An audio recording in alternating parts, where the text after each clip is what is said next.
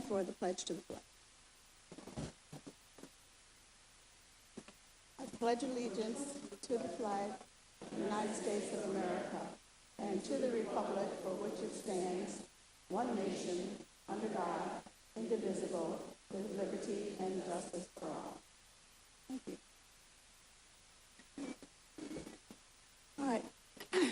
Mr. Superintendent, I believe we're going to have a presentation from Dr. Harris-Tigg. Yes. Would you like to introduce that? Yes, thank you, Board President Everett. Colleagues, good evening. We have an exciting beginning to our meeting this afternoon. This past February, the Board of Education recognized students who participated in the August Wilson Monologue Regional Competition, and the monologues are from plays authored by August Wilson, an African-American playwright who won a Pulitzer Prize and a Tony Award for his play Fences, and earned a second Pulitzer Prize for the piano lesson. I was at these monologue renderings, and they are outstanding. Here to tell you more about the competition and one of the founders of helping to bring the Wilson Monologue competitions to Buffalo is Vice President for Student Achievement, Dr. Teresa Harris-Tigg. Dr. Harris-Tigg. Thank you, Dr. Cash. I was hoping we had a stand for our finalist. I will support her to get it done, because she's just that great. So, Dr. Cash and esteemed board members, it is with great enthusiasm to bring up the August Wilson Monologue Competition Buffalo Regional finalists, Wendy Singo and Nia Morris. Now, Wendy has a track meet today, and she will not be here to join us. But we'd like to have Nia Morris come down. Nia Morris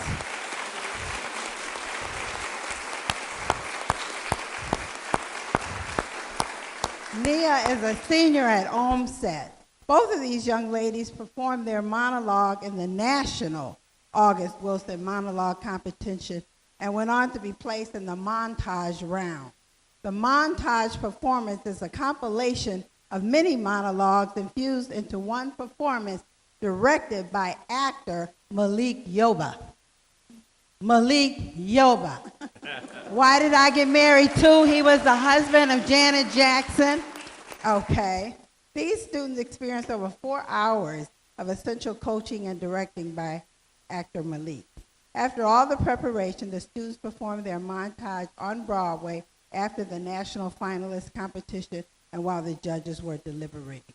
Tonight, Nia will perform her monologue for you this evening. After that, I will share a very short snippet video of what their New York experience looked like. Nia, are you ready? I'm sorry you have to hold this, but you'll be fine. No, it's good.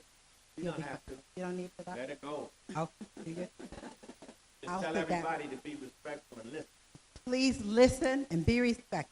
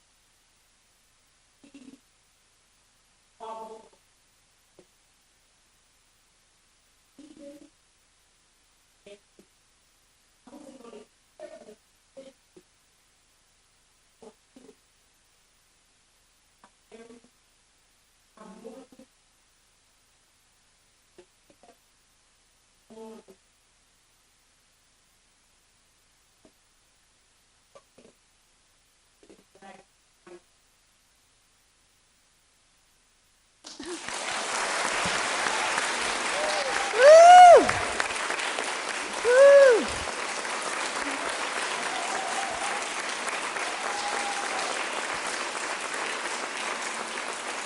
I'd like her, first I'd like Paulette Harris to come down. Paulette Harris is the artistic director of Paul Robeson Theater at the African Culture Center, and she is the reason the Wilson monologues came down here.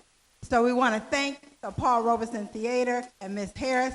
I'd like to bring down Assistant Superintendent Fatima Morrell, Dr. Fatima Morrell, who organized the Buffalo Regional Competition, the travel for the girls, just everything, located, identified teachers. And last and certainly not least, I want to introduce you to two phenomenal teachers in our school district who are coaches to these two wonderful young women, Andrea Ward and Sarah Avril. Come down, come down, come down. Amazing, amazing, amazing work. Amazing work. And finally, there were a lot of community actors that supported and coached our girls through as well. I'm not going to name them because I'm afraid I'm going to miss someone. But we thank all of our community actors. You know them all. They've been all around. So this is our community. This is Buffalo School District. Now enjoy this short video. Thank you.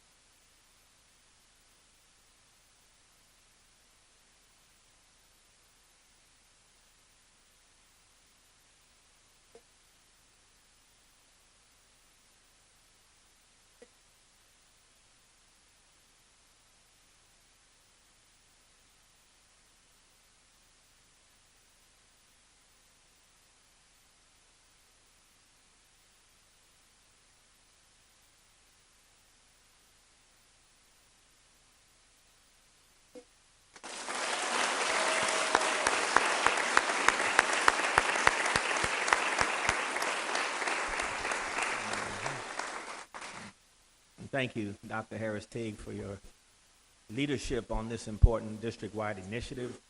Going to keep it going into its second year and grow it strong. Grow it strong. Thank you.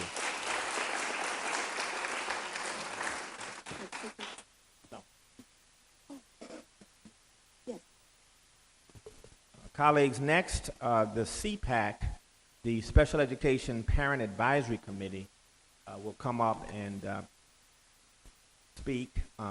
Cpac is under the leadership of Dr. Ann Rivera, and we welcome her to the speaker at this time.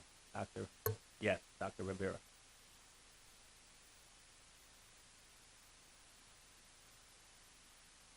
And I should say that the board representative to Cpac is Dr. Catherine Flanagan Priori, and she represents you board in matters with the Cpac. Dr. Rivera. Thank you very much. Good evening, everyone. I apologize that my back is to you.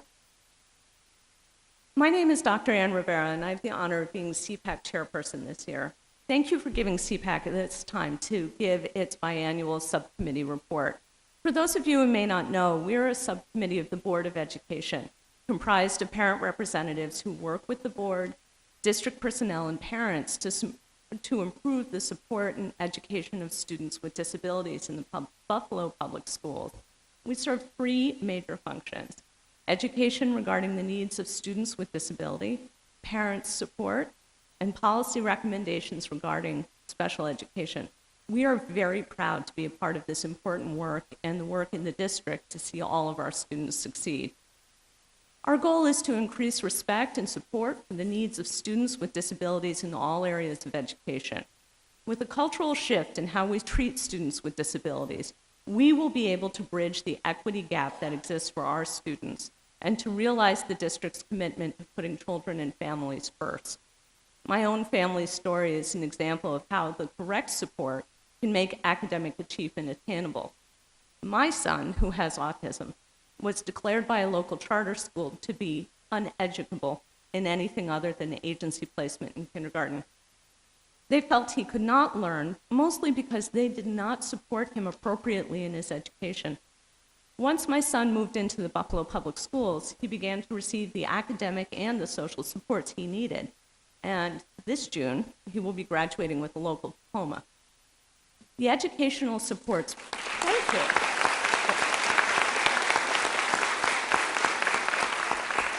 I'm going to break my speech here and say thank you so much. I cannot even tell you how excited we are. He is. Everybody is thrilled. I have family from all over the country coming. Watch out, Klein hands. My point is this, though. There were a bunch of educational supports put into place for him, and they included an IEP that met his academic and social needs. And I emphasize social needs because clearly he has the academic prowess. He needed help with the social in order to show it. Teachers with specialized training who were committed to following his IEP, a principal committed to supporting students with disabilities, and CSE chairs and social workers in the building who served as important resources. If he had not received these supports, he would not be graduating this year, if at all. Cpac's goal is to have my son's success and support be accessible for all students with disabilities. As a part of this project, we want to make recommendations in the following areas: suspensions, outreach, and partnership with district personnel. My report will touch on all three areas, as well as give a sense of our future plans.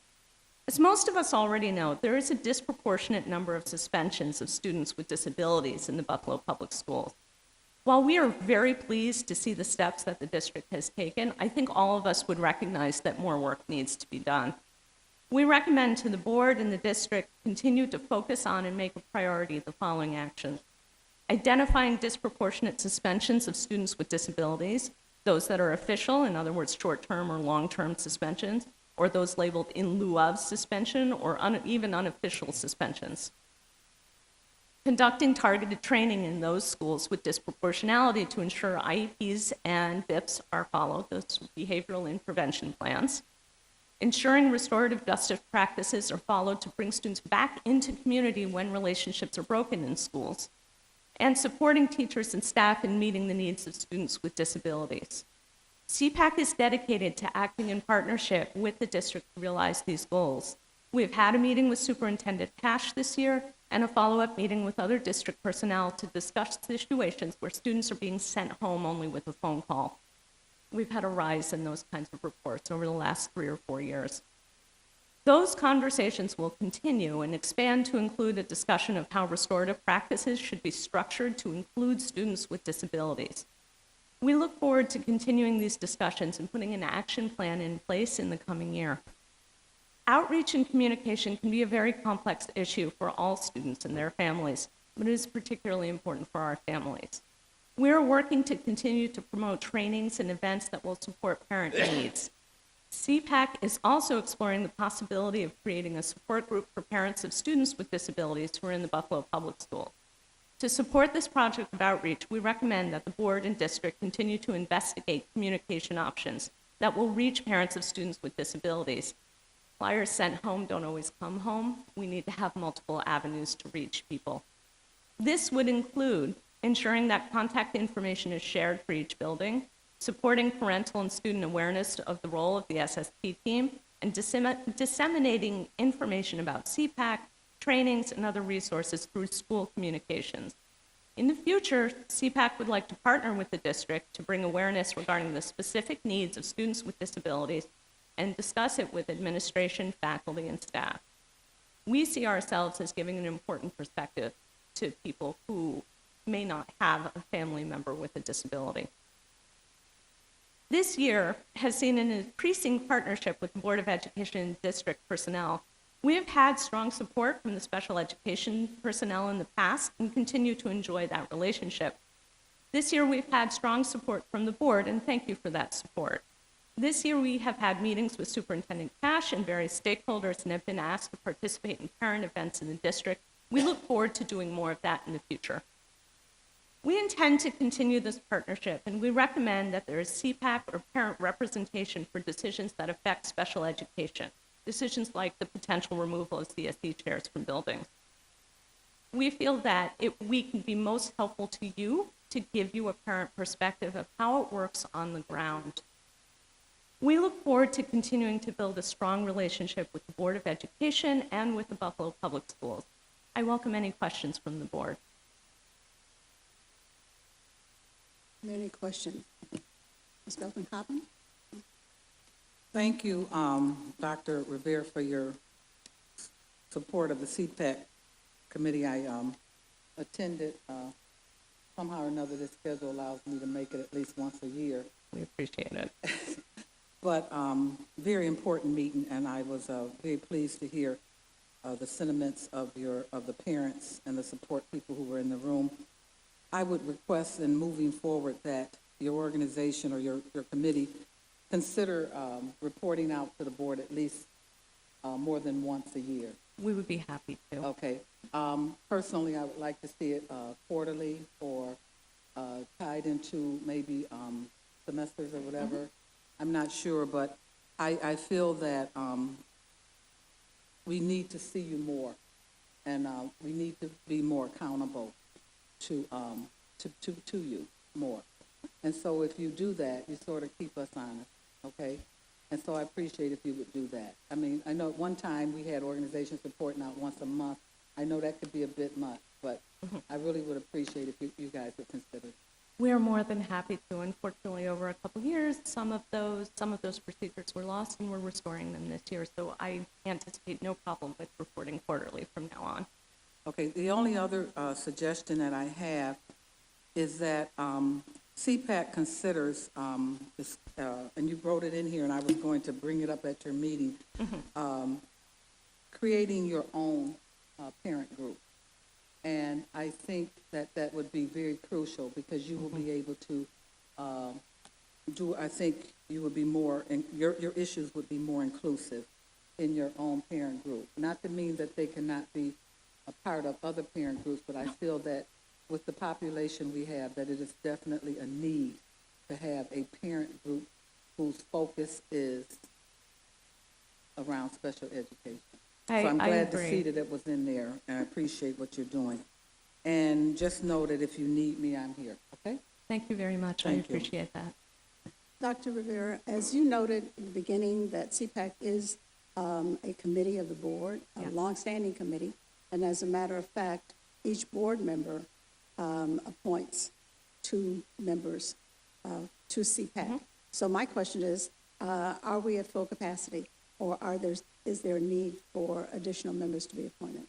I appreciate that question. We were at full capacity until this May. There are a few members that are indicating that they might need to step down, so you'll be getting communication from us at our next board meeting in June with a list of the seats that need to be filled. Okay. And I will remind the board members that I will give you a list. We'll give you a list of who perhaps does not have appointees so that you can look for individuals. It's an important, very important committee, and we want to make sure you're fully staffed. Thank you so much. Any other question? Ms. McCosey? Do you have another copy of what it was that you were reading from? Unless you got notes or something that you don't want us to see. Yes, I do. I have a I hard couldn't write copy. fast enough what you were saying, so. I have a hard copy, and I believe one's coming to you. Oh, beautiful. Thank you. That is pretty much verbatim, except for the excitement over my son's graduation. Yeah. Any other questions, board members? Not. Thank you, Dr. Rivera. Thank you so Appreciate much. your Thank you commitment. for your time. All right, we have a lot of individuals signed up for the speakers list tonight, so we're going to proceed to the speakers at this point. And I'd like to remind speakers that all speakers' remarks must be limited to 3 minutes or less. We ask that speakers be mindful that this is a business meeting open to the public and televised locally. Attendees and viewers include persons from throughout Western New York, including children. This board asks that speakers conduct themselves professionally and that their comments remain civil and courteous, bearing in mind that they will be heard by people of all ages.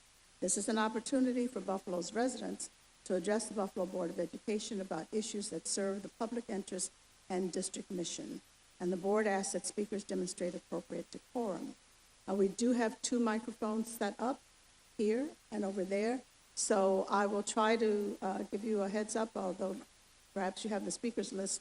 So for those of you who are on that, if you can kind of manage to get to one of the other microphones before you are up to speak, that will help us move the process along. So we're going to start with Mr. Thomas Somerville, followed by Mariana Cole Rivera. Good evening, everybody. Maybe I should shrink a little. 5 years ago, I came to the board at that time, and I was a concerned citizen for my alma mater, school number 77, because a lot of people didn't know what was going on with the school, that it had shut down. School 18 had been in there, and they were renovating their building. They were going back. I went back to go, soak up some old memories from my old school. I graduated from 77 in 1976, so I'm still a spring chicken. So anyway, being the Batman, I kept on telling you guys that I like to work from the shadows and operate, and I like to point people and click for what I want. I wanted to save my school, and that's what I did. So I know you see final report school 77. This is 5 years later, and they're getting ready to open up school 77 as senior housing. Push Buffalo's coming in there, and one of the coup de grace for me in particular is that Ujima is going in there, and they're going to have their theater in there. And I used to sing and dance for the parents way back then in the 70s. And I was a hippie when I was a little kid. So anyway, I want to just cut this short. What you've got in the packets that I dealt, I photocopied stuff for you. If you're ever interested too in someone that's got educational ideas and you want your graduation rates to go up a little bit more, I've got some great ideas from you. I've been in education, I call myself an expert all my life, and I think I've got some pretty good ideas. So I'm going to go just get into student testing. Like I said, in probably June or July, School 77 is going to open up. They're accepting applications still for senior housing, and I got to assume with the Push Buffalo that they've got to be doing tours within this next month or so. So if people are interested, it's on Normal Avenue. So anyway, back to student testing. I'm not a cheerleader for teachers being held accountable for student testing. And the reason being is that, even with my less knowledge of education these days, I know that the school system had something like maybe 50% with the absentee rate. Now you're going to test students and hold your teachers accountable for that, for the kids that aren't showing up, because they get tested, their scores get tested. I mean, to me, student testing shouldn't be tied into accountability for teachers. Now I know the Buffalo News, they put in their editorial how that, if not testing for the teachers, what are we going to do? Think out of the box for one. That's my motto, because teachers are some of the most maligned professions in this country, and the teachers, they're there for your children every day, and it doesn't matter. I mean, you're going to have some bad teachers, sure, but for the majority, they put their lives and their hearts and souls, these teachers, to your Mr. kids. Somerville? I'm over? Oh, God. That's why I always need more time. But thank you for your time. I really appreciate You're it. welcome. Thank The you. folder I left you gives you more Thank you, Mr. babbling Somerville. story. We appreciate it. But thank you very much for your Okay. time. Ms. Cole Rivera is going to be followed by Larry Scott.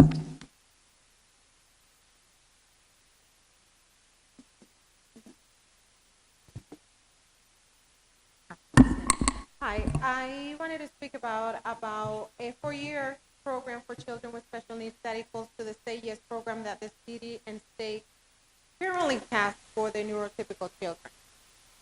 My Life program, that's typically what it will be named.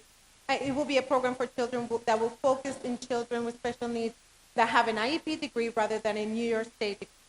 The four-year program will target on work skills and an independent living goals, with the goal that at the end of the 4 year, the participants will be able to have a sustainable work and living support in place.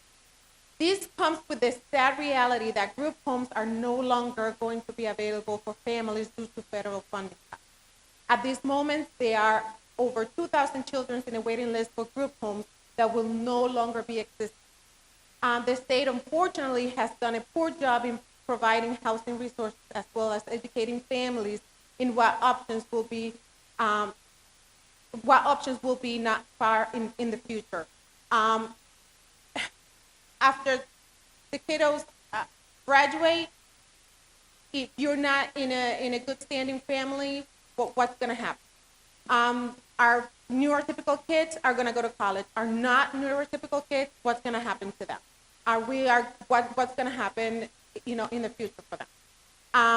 In the other problem that I wanted to talk about was, it is my hope that the Board of Education and that the school and the school district and the state can come together and bring this to reality, that we can work together to create a future for, and actually create a balance and bring funds to create a sustainable future for children with an IEP degree. They're not gonna go to college.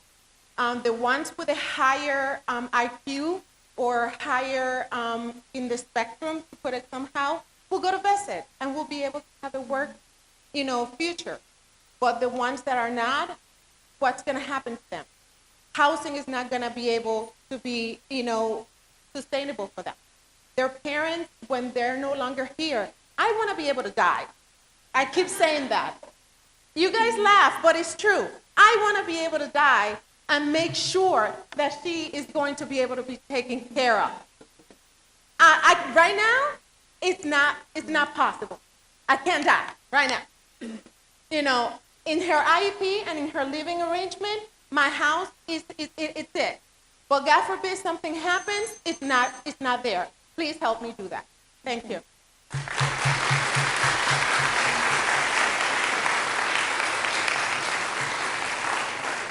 And Ms. Cole Rivera, we don't want you to die anytime soon, so stay around.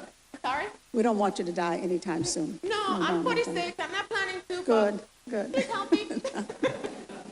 I don't think Mr. Scott is here, so Mary Williams, followed by Alexis Scott. Is Alexis Scott here? Oh, all right, thank you. You can come to this microphone, please.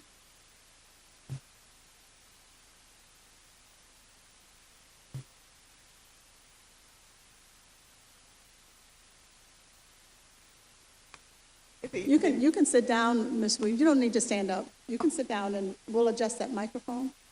Michael?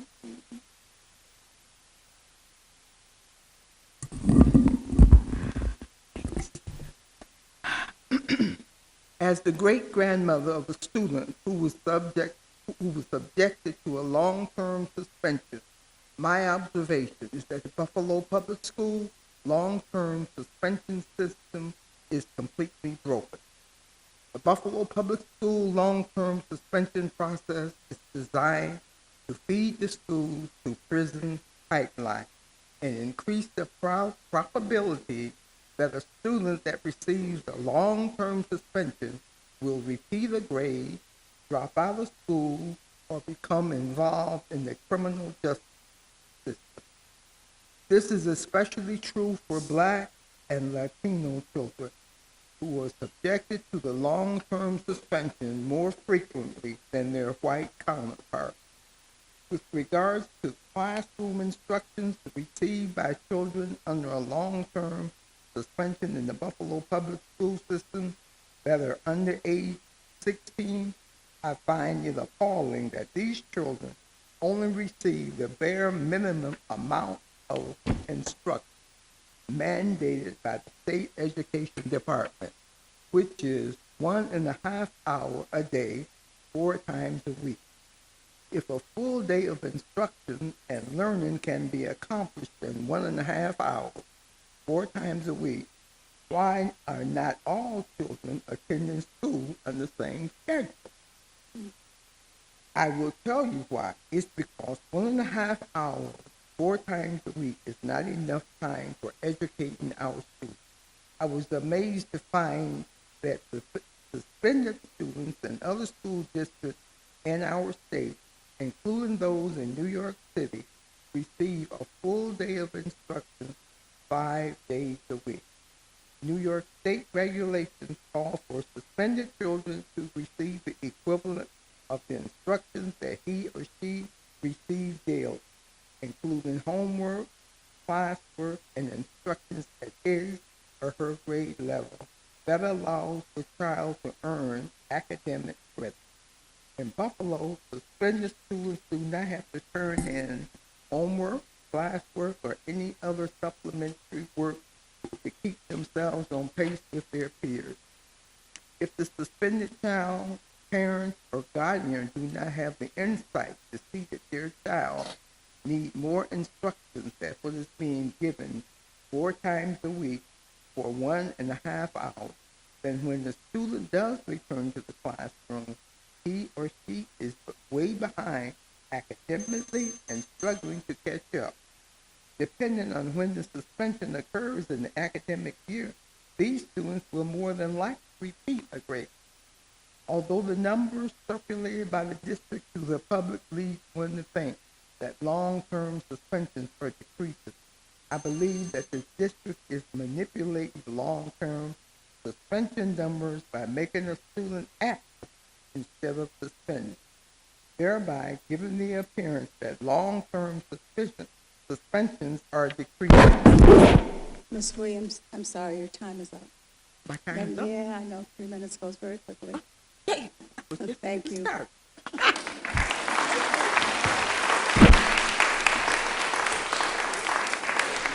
Alexis Scott and then Rachel Dominguez. Yes, you should. Okay. Good evening. I'm You'd like to Alexis sit Scott. down, because we're trying to capture. You want me to Right, so sit? if you sit down. Sure. Right.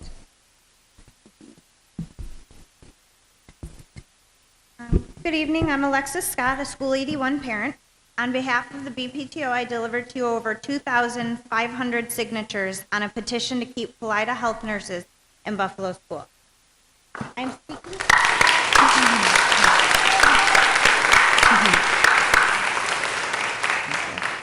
I'm speaking tonight for my husband, Larry Scott, who couldn't make it. He's coaching our son's baseball game. He says, I believe in Buffalo Public Schools, in this board, and in this superintendent. I believe in our Kaleida Health nurses. I do not believe in what has unfolded over the past couple of weeks. I do not believe in losing all of our current nurses, losing their experience and care, and losing the relationships they have with staff, parents, and especially our students. Would we ever displace other important staff, for example, over 70 special ed teachers or counselors? Would this ever happen in our suburban district? After all that the BPTO has done to uplift this district, partner and work together on the education bargain, and resolve disputes together, it is completely erroneous the way parents and the community have been marginalized. On April 24th, the BPTO submitted a statement on nurses to the board and district. It was only word of our press conference last Wednesday that prompted a call from the district, not to listen and understand our perspective, but to tell us that we can't have a press conference. This was followed by district security monitoring us, forcing us to host the press conference on the sidewalk at a time when no students were in attendance. Why the desperate attempts to silence us and in contradiction with precedents of other press conferences? On Friday, May 11th, the board meeting packet was posted on the district website, as is customary for all meetings. Absent from this packet was the recommended contract for school nurses. Requests by us to make it public have been ignored. Board members, why the shroud of secrecy? Why the desperate attempts to silence us? Why the assault on our democratic principles and your public representation of the people? We did not create the procedural conundrum that you are faced with. Our nurses here did not create it. Trying to explain away this and cast blame further disenfranchises us and ignores what our students need and deserve. If this is about money, why aren't we spending relentless time and energy on NFPA, a more expensive contract, where we want and need change? We are still dissatisfied with transportation. We are not dissatisfied with our nurses or their service. This past fall, I spoke about the education bargain being a two-way street, and I emphasized the importance of parents fulfilling their end of the bargain. I live on a one-way street. The last couple of weeks, the bargain has not only been a one-way street, it's felt like that guy I watched from my front porch driving the wrong way and in reverse.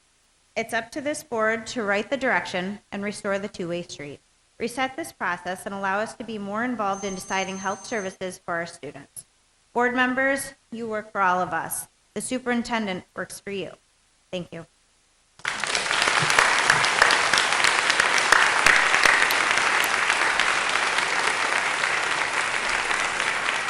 Rachel Dominguez, followed by Jennifer Sullivan. Good evening. I'm Rachel Dominguez, parent and secretary of the Buffalo Parent Teacher Organization.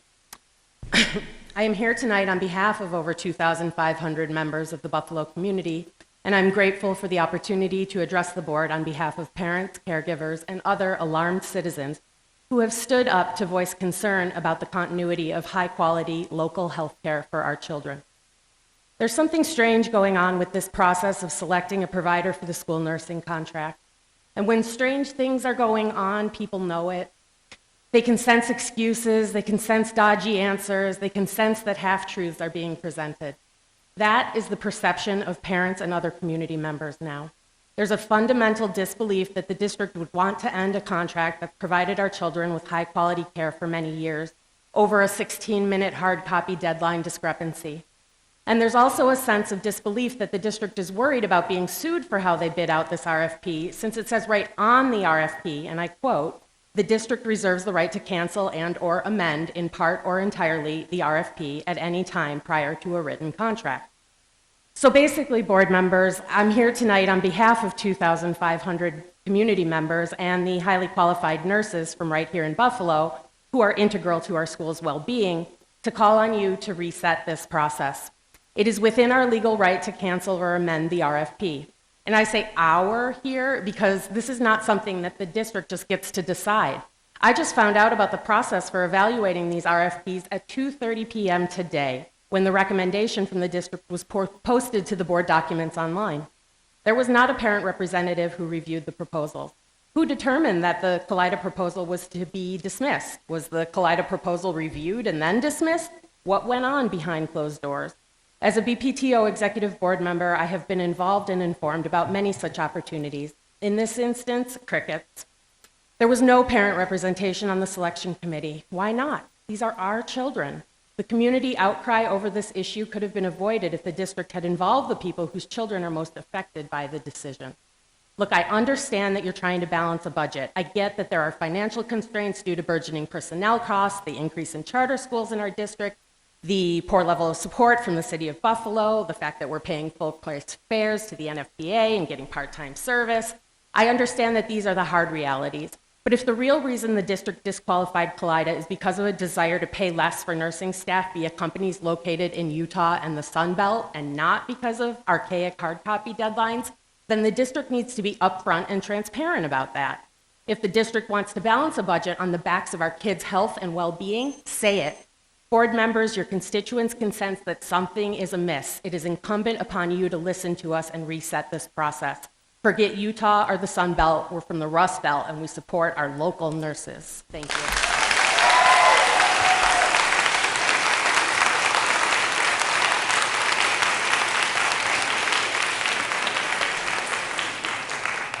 Before you start, Ms. Sullivan, Allegra Jaros. Good evening, Buffalo Public School Board members of Education and Superintendent Cash.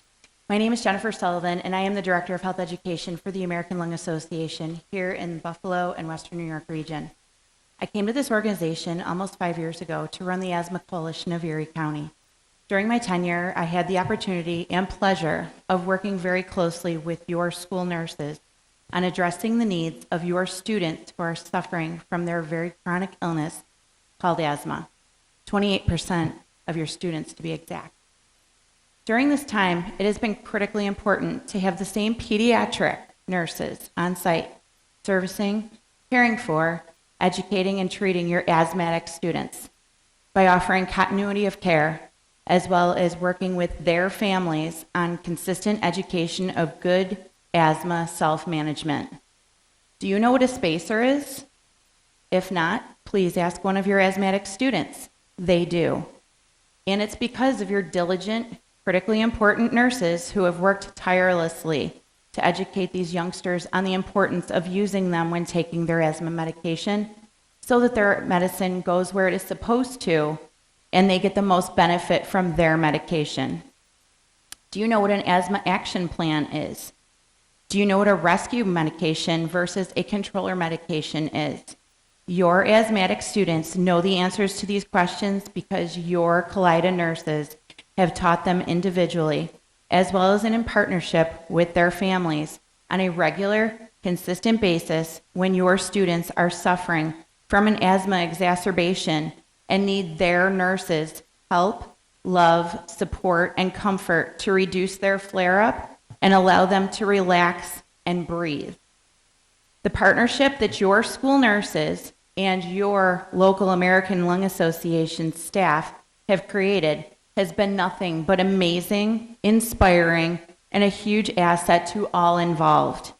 The resources the Asthma Coalition has been able to give each school nurse in the district, including those spacers we discussed a few moments ago, have not only saved the district thousands of dollars in cost to purchase these little, critical tubes of plastic that have allotted the school nurses a resource and a tool to help your students learn great self-management skills to help them breathe, own their illness, and be empowered to be independent caretakers of themselves. Your current school nurses are critical to the daily success of your students living healthy, staying healthy, and being a catalyst for good health at your district building levels. These ladies and gentlemen care so deeply about the welfare of your students and are the reason your students are thriving with their health during the school day. Please take these remarks into consideration as you make your decision on voting for the Oshai Children's Hospital Nurses contract, and vote yes for reconsidering their RFP. Losing the care that these individuals have provided your district's student body would devastate your district students' health and well-being, along with the family, community, in each building. I thank you for your time and your consideration. Thank you.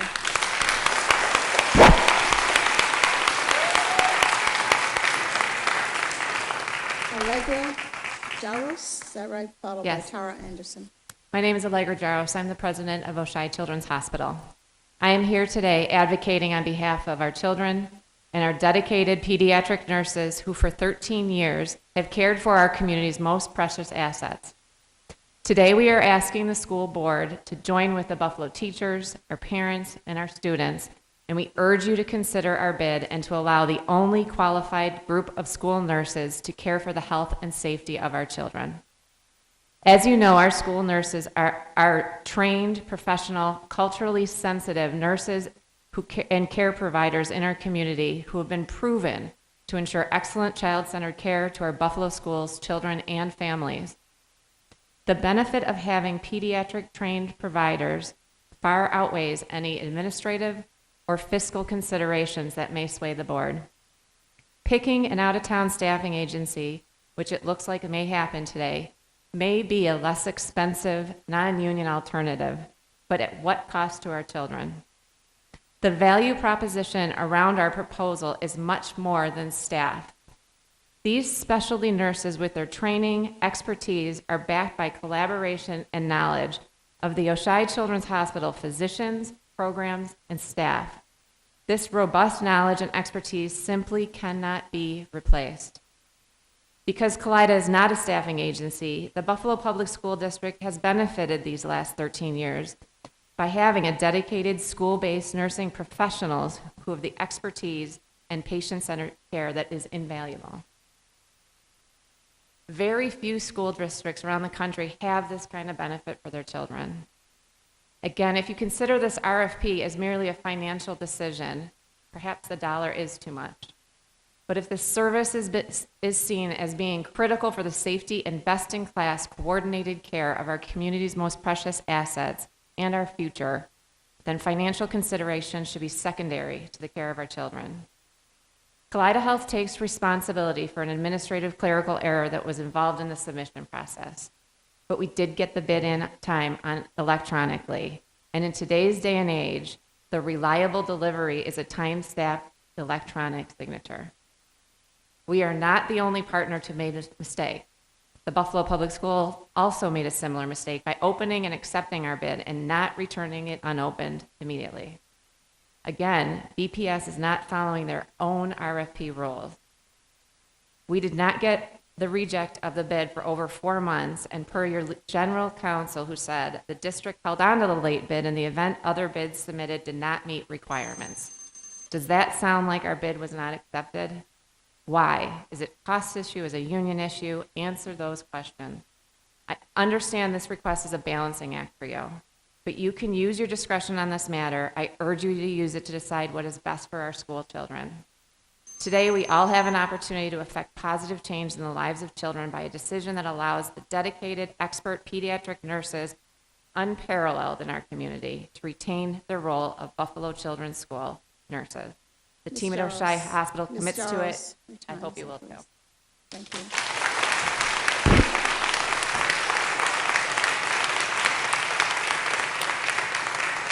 Tara Anderson, followed by Michelle LaRue.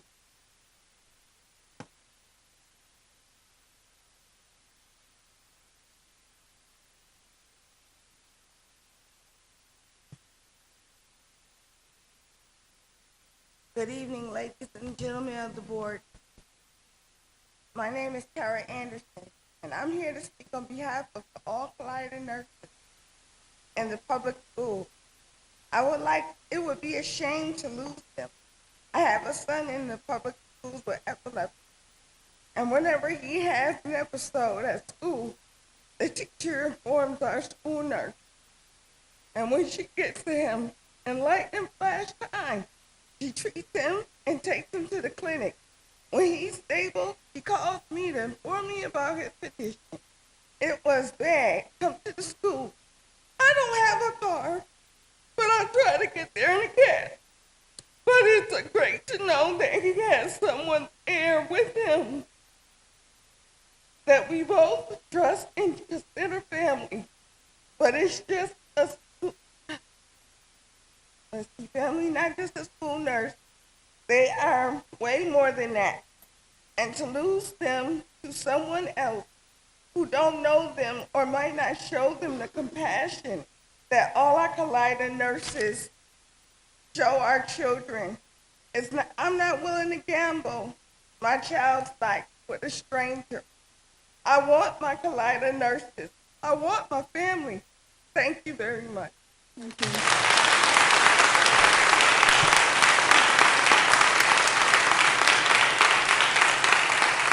Michelle LaRue, followed by Audrey Tobin.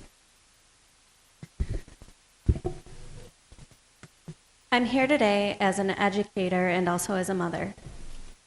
Our Kaleida nurses address the physical, mental, emotional, and social needs of our children, supporting their access to education.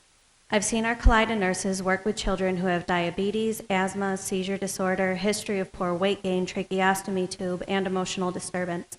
I'm sure this is just the beginning. Our school has just under 1,000 young children. About 30 of those children take medication daily, some multiple times a day. As a professional, I've seen the exceptional care our nurses provide our students. They are knowledgeable, friendly, gentle, nurturing, and always professional. More importantly, our nurses know our children. They know the family history, the medicine changes, that Jeremiah needs to color for a minute before he has his sugar tested, and that Aisha transitions back to her class better if she looks over the nutrition poster before she leaves. As a professional, I see the tremendous importance of having their skilled, consistent nursing care. As a mother, never in my life would I trust a rotating staff to provide medication for my child. There's too much room for human error, too little time for an appropriate social, emotional, and medical history to be shared, and too high a chance of stress and disruption being added to my child's day. The children who receive daily medications are just a small part of the job our nurses do. In a building as big as ours, every day there are children who need nursing care. When a child is sick at school, throws up, gets hurt, feels bad enough that they need medical care, they deserve a consistent nursing staff that they trust to be there for them. Children avoid what is uncomfortable for them. Very often that means a new person. I never want to have to wonder whether or not my child will seek out medical help because they don't know who the nurse is today. Our nurses know our children. They know their siblings. They many times know the parents. They are able to provide follow-up care and are trusted by our parents because of the relationship they have grown and created over the years. You cannot throw out that invaluable relationship. Another important consideration are our medically fragile children. These are children with health needs that make it necessary for them to travel with a nurse. Our district currently uses contracted nurses in these situations, and twice this year, our contracted nurse did not show up for one of our assigned students. Twice this year. Our contracted nurses are not reliable, as far as I'm concerned. Having them replace our Kaleida nurses is not acceptable and will compromise the health care we now provide our children. A student's health is directly related to his or her ability to learn and to engage in their education. Our Kaleida nurses advance the well-being, academic success, and lifelong achievement of our students. Keeping our children healthy, safe, and in school, ready to learn should be a top priority. The relationship that our Kaleida nurses have built with our children, staff, and parents make them uniquely qualified to meet the needs of our students. Please reset the process to continue the current level of care provided to our children by our Kaleida nurses. Thank you.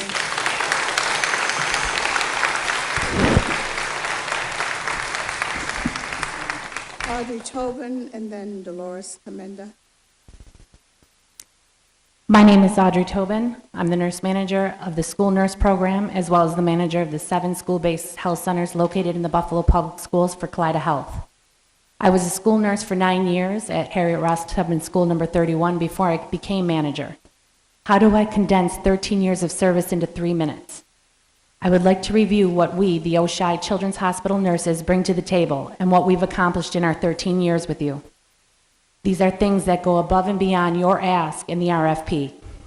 We bring skilled, pediatric trained nurses with a combined 1,658 years of clinical pediatric experience, as well as 13 years of school nurse experience. In 2015, we took it upon ourselves and implemented a standing emergency order to administer epinephrine and secured both adult and child EpiPens for every BPS site at no cost to Buffalo. I'm happy to say while there's a shortage across the country right now for EpiPens, we've just received our shipment and our stock will carry the district through next school year. This emergency medication has been used on students, but teachers, food service staff, a parent, as well as 2 principals, all of whom recovered because of this life-saving medication. Our nurses recognized the current drug epidemic in Western New York, and we acted. We sought out training at the administration of Narcan. We also secured Narcan at every BPS site. Again, no cost to Buffalo.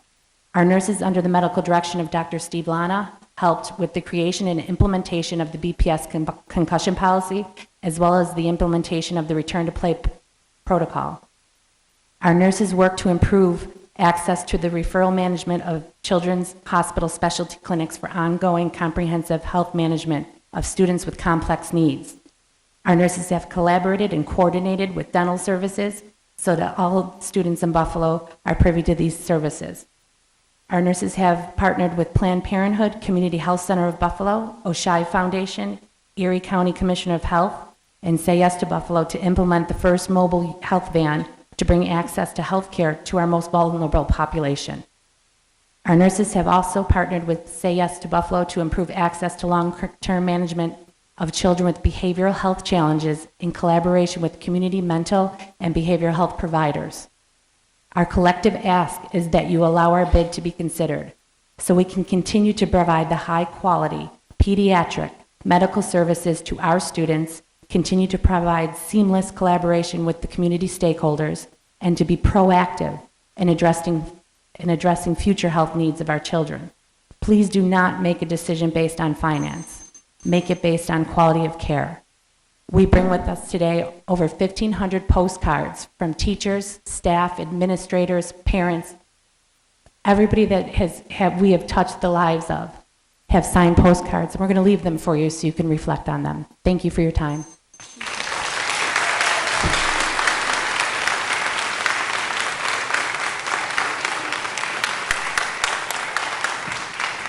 Dolores Commenda and then Keith Jones. Hi, my name is Dolores Commenda. I currently have a child in the Buffalo Public School System, number 304. I'm here on her behalf. My daughter has 3 autoimmune diseases, and she gets great care from her nurse. And she does not want to lose her nurse. I do not want her to lose the nurses. I think it's very important that she keeps her nurse. I did have something written out, but she had a medical emergency, so I forgot it at home. I'm sorry. Please save our nurses. I mean, my daughter's health depends on it, and I know that if she loses her nurse, she will not go to an agency nurse. She has told me she will do what she has to do in school, and I have to worry about if she's going to be okay doing what she needs to do by herself. And I just think we need to save our nurses. Please. Thank you.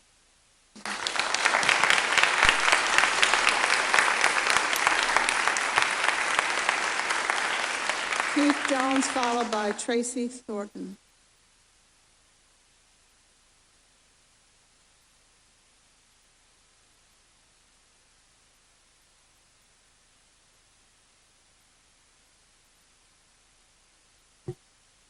Good evening, everybody. Dr. Cass, Dr. Nevergo, board members.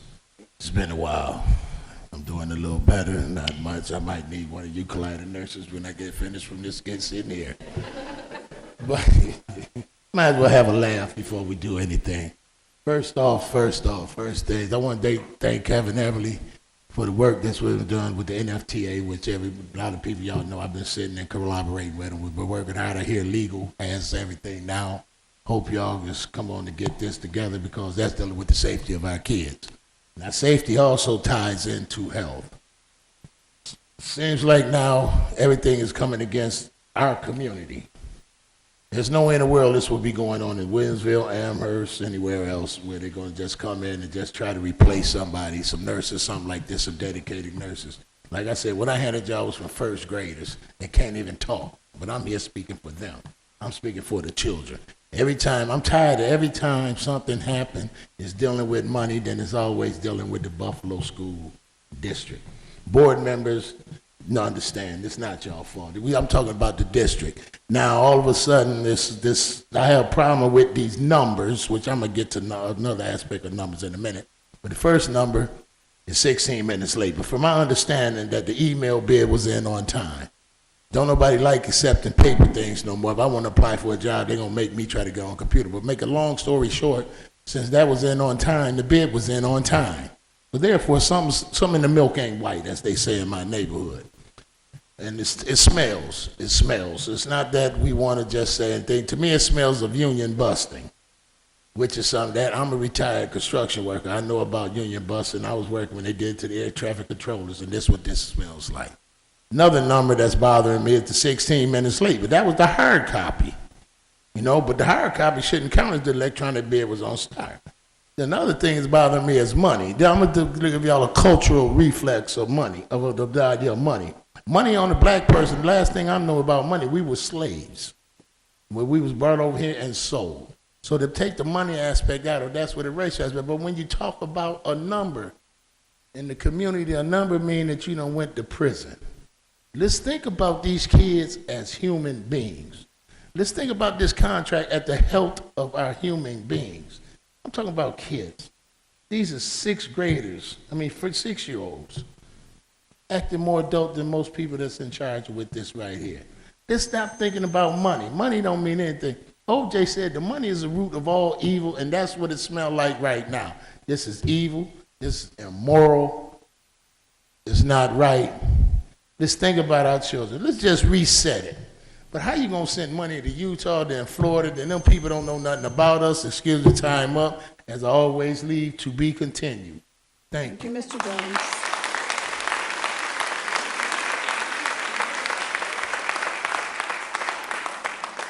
Is Tracy Thornton here?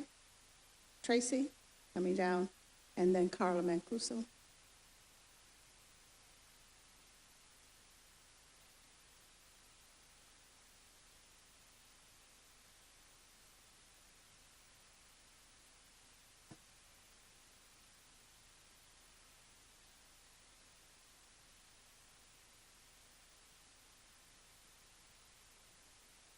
Not only as a concerned school nurse, community member, but more importantly as a parent.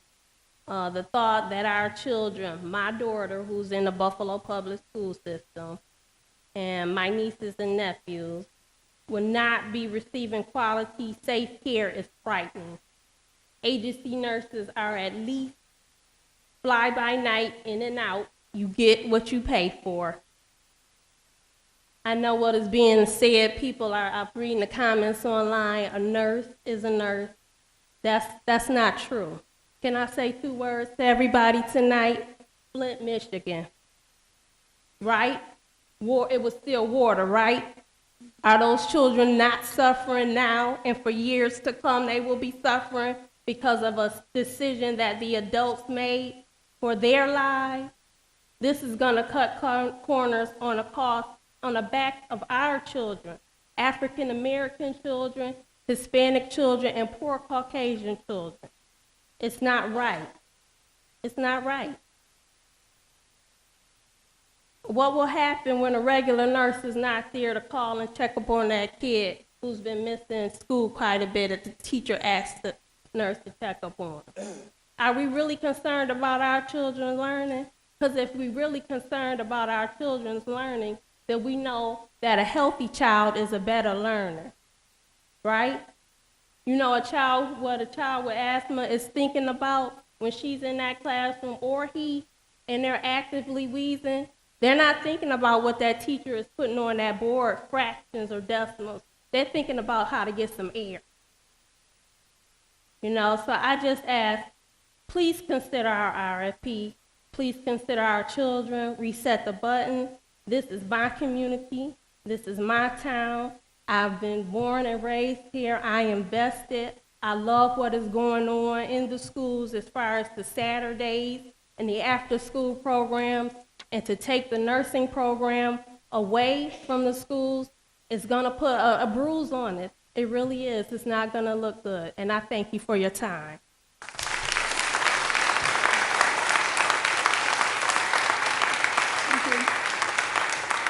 Mancuso and Kim Utek.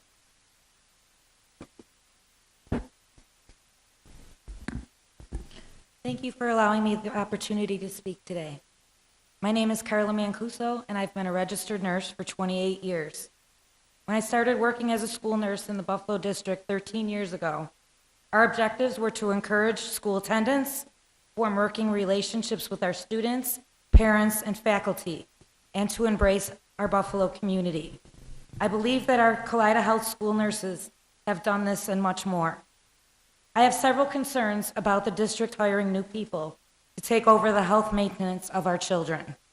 In today's world, our kids deal with violence, drug use, poverty, and varying degrees of family dysfunction. Our nurses give many of our kids a safe place to go when there is no one else to listen to their concerns and they are upset and unable to learn. Working collaboratively with administrators, teachers, and counselors, we have not only improved school behavior, but we've also increased school attendance. My job entails far more than giving out Band-Aids and pills. For example, mental health referrals, birth control, disease testing, dental checkups, visual screenings, medical provider referrals, and physicals are the additional responsibilities that go along with the daily operation of our office. I often compare my office to an urgent care center due to the many injuries and illnesses that I refer. Both of my parents were immigrants, and I often can relate to the problems and struggles that our refugees face here in Buffalo. I have formed a strong relationship with the Jericho Road Community Health Center, and I assist our refugee population in getting the medical care that they all need. This past school year, I had over 200 students out of compliance with New York State immunization law. Due to my diligence, only 5 students were excluded, and that was one day. The New York State Department of Health conducted an audit of my records at Waterfront Elementary this year. Out of the over 900 records that were audited, there were 2 errors that were found. They were immediately corrected. I am doubtful that you will get the same outcome with the new set of nurses that have little to no experience in child health.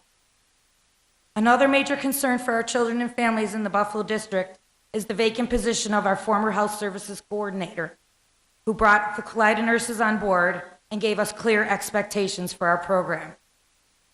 I understand that everyone is replaceable, but I believe it is unrealistic to hire nurses, conduct the background checks that are required, and train them to fully take over our position by the next school year. Waterfront Elementary was a low-performing school a few years ago. Through the collaborative efforts of our administration, faculty, and myself, Waterfront is now thriving. Kaleida Health school nurses have embraced the new education bargain with students and parents from the beginning of our contract. We are hoping that the Buffalo Board of Education continues to adhere to the initiatives and allowing us to service our neediest children and families. Ms. Mancuso. Thank you. Thank you. Cpac and Susan Budzinski.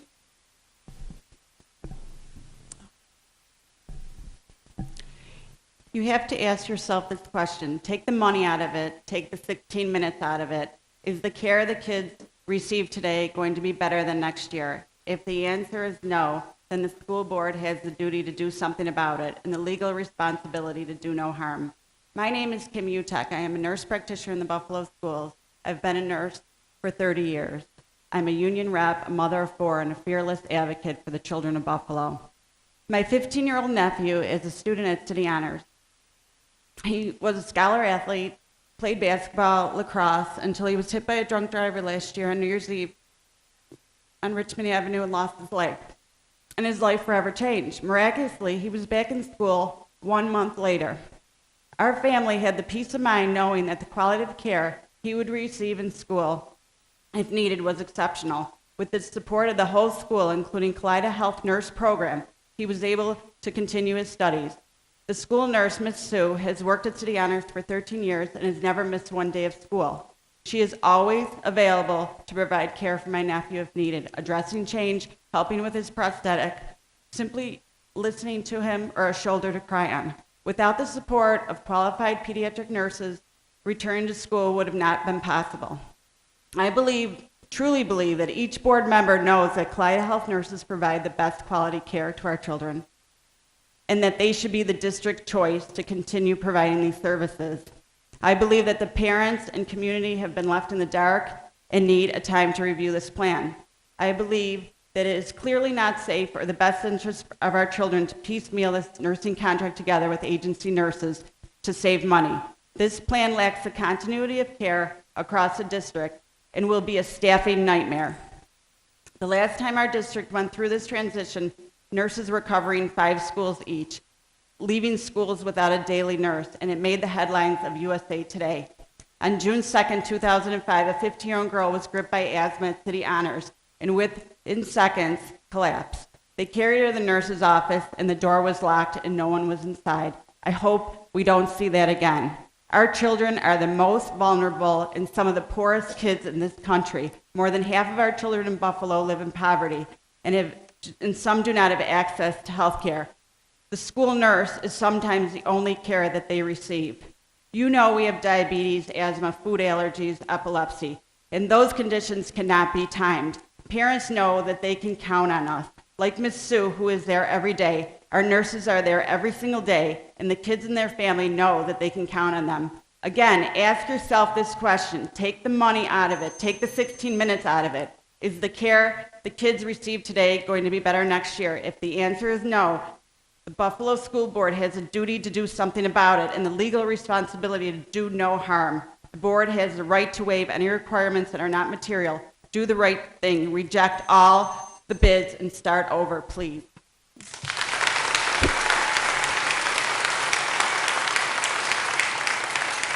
Susan Budzinski, followed by John Otto. Good evening. I appreciate the opportunity to speak with you this evening.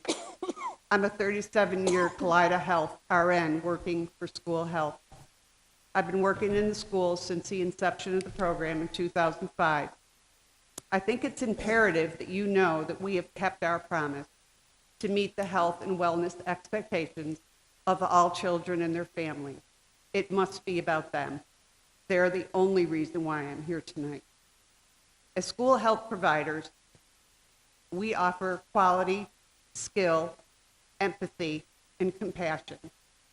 These providers that are here tonight have more than 1,500 years of combined experience.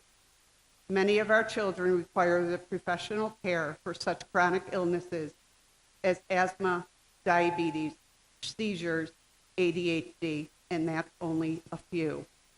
A handful that have been diagnosed with cancer and are in school with devices for their ongoing treatment. They need constant monitoring. There are children in our schools that have special needs that require the expertise and care that only a licensed pediatric nurse can provide. We have access to comprehensive services for any element of children or family needs. We work in collaboration with the mental health team, as well as all the teachers, aides, administrators, as well as environmental service, food service personnel in the schools to ensure that our children have a safe environment. We have close relationships with Baker Victory and UB Dental Services, as well as Say Yes mental health facilitators. The student support teams rely on our expertise. Child Protective Services expect their clients to be assessed by school health services as necessary for safety of children. The parents send their children to school with the expectation that they're in a safe environment. They have come to expect our professional service and have the right to those services. I respectfully request that you reconsider your decision to reject the RFP proposal. I must reiterate, it's about the kid. In closing, I'd like to make reference to one of the 100 postcards that people in the community have taken the time to write. In one such case, an elementary school teacher stated that it is vital to have the Kaleida team in our schools. She went on to say, when Kaleida nurses are in the schools, teachers don't have to worry about who will take care of the children that the teachers aren't qualified to care for. She said, prior to having Kaleida care in the buildings, I had a first grade student die from an asthma attack. And that same year, another student's appendix ruptured. The BPS children need and deserve the best possible care that only Kaleida staff can provide. Think about it. Thank you. Thank you, Ms. Goodson. John Otto, followed by Stephen Turkovich. Stefan or Stephen? Mr. Otto? Good evening. I'm here on behalf of the Buffalo firefighters. I've been a 10-year veteran, and I just want to speak about the importance of the Clyde nurses. Anybody in the healthcare field will tell you if there's a medical emergency, the first to respond in the healthcare field is the most important. The few times that I have responded personally to Buffalo Public School, I could rest assure the board that the care was a top-notch from the Clyde nurses. As a first responder, that's very important. Walking into the unknown is where the anxious anxiety begins. That being said, the nurses, they're professional, passionate, and their expertise was second to none. Once again, making my job a little easier. I also would like to come here on behalf of being a resident of the city of Buffalo. I personally would like to call out the board today. I did a little research, and I looked over your oath that everyone's sworn into. Quite honestly, it's lackluster. In your oath, I would like to see things as making the best decision on behalf of the children. Nowhere does it say that. Right now, I'd personally like to ask Dr. Nevergold, Ms. Woods, Ms. Priori, Dr. Tigg, Ms. Kottman, Ms. Pierce, Mr. Quinn, Ms. J., and Ms. McCosey to do what's best for the children of the city of Buffalo. As that said, heavy is the head that wears the crown. A few years back, the city of Buffalo, this board, the residents, and the children did a nationwide search for a superintendent of our schools. We came up with Dr. Kreiner Cash. Dr. Cash, we have supported you in the past. We understand the importance of your position. On behalf of the Clyde nurses, I ask you, will you make your decision based on the well-being of the children of the city of Buffalo? Thank you.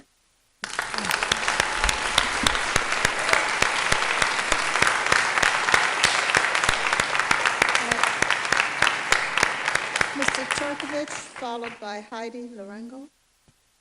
Good evening, everybody. I'm Dr. Stephen Turkovich. I'm the Chief Medical Officer at Oshai Children's Hospital. I thank you for the opportunity to share with you my experience with our nurses, both at Oshai and in the schools. I thank each of you that have taken the time to listen, to put your cell phones down, and hear the very important stories that our nurses, our parents, and our community members have shared with you today. We're talking about children, children's lives, children's wealth, health, and well-being. I know we all share a common goal, and that is that we want all children throughout our community to grow and thrive. And in order to do that, we need to make the appropriate investments in our community, and most importantly, in our most important assets, our children. We talked about first responders.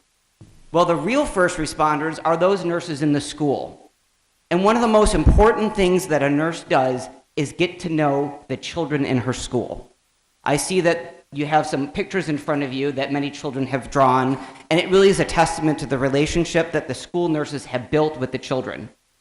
It's wonderful to know that they have got that sense of comfort and relationship, but there's also a significant medical advantage to having that relationship. I am a parent, as I'm sure many of you are, and we all know that the person who knows our children best are ourselves. We know when they're not quite feeling well because they're going to act a certain way, and we know that every child is unique. Now think about a child with special health care needs. It's difficult for them to demonstrate sometimes that they're not feeling well. And the only way to understand that is to get to know them. And so the nurses here have built those relationships. They know when those children with significant health care needs may be beginning to get ill, and they can intervene sooner before there's a medical emergency. I want you all to think about a situation where you get a phone call from your child's school. and the nurse is on the other line saying your child has been injured or suffered a medical emergency. Now think about the difference and how you would feel if that nurse on the other end is somebody you know, that you've talked to, that you have confidence knows your child, versus somebody who you've never met, you've never talked to, and does not know your child. The fear that would be instilled in you with that stranger on the other line is something I would never want anybody to feel. It's greatly important that we continue the relationship that the nurses have built with the children, not only because it provides them a safe place, but also because they are the guardian angels that walk amongst us. I urge you to take your responsibility for the health and well-being of our children seriously. We have a very significant burden on us because there is some financial considerations, but we need to do what's right. And I ask each of you to do what's right, to take care of our children, and also to say thank you to the nurses for all that they've done, not only for our children, but also our community. Thank you.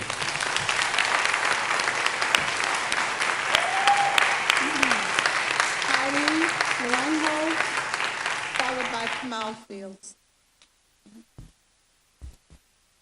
Good evening. 2 years ago, you introduced stakeholders to the new education bargain at Badai College. The plan was exciting, but there was concerns about budgeting. I asked 2 questions that night. The first was about ripple effects that might be felt at the upper grades due to the cost of lowering class sizes in pre-K and kindergarten.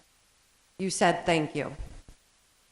The second question was about the much-needed wraparound services for our students and the importance of those services being funded because our students experience trauma at disturbingly high rates. Our kids need consistency with psychologists, social workers, and nurses. Our nurses do so much, dispensing medications, monitoring life-threatening food allergies, managing inhalers for severe asthma, and tracking medical conditions like epilepsy and leukemia. And on top of all this, our nurses also manage social, emotional, and mental health concerns that arise from anxiety and depression, like self-mutilation and thoughts of suicide. Our kids deserve the same nurse every day that knows them, their condition, and their community of doctors, not a revolving door of temps from out of state. Again, you had no answer that night about how these services would be funded, but it seems your answer now lies with the best and final offer. Shame on all of you if you let 16 minutes impact our kids when the Kaleida digital copy was submitted on time. You think the answer is training teachers in trauma-informed practice and holding restorative justice circles, all without straying from pacing guides.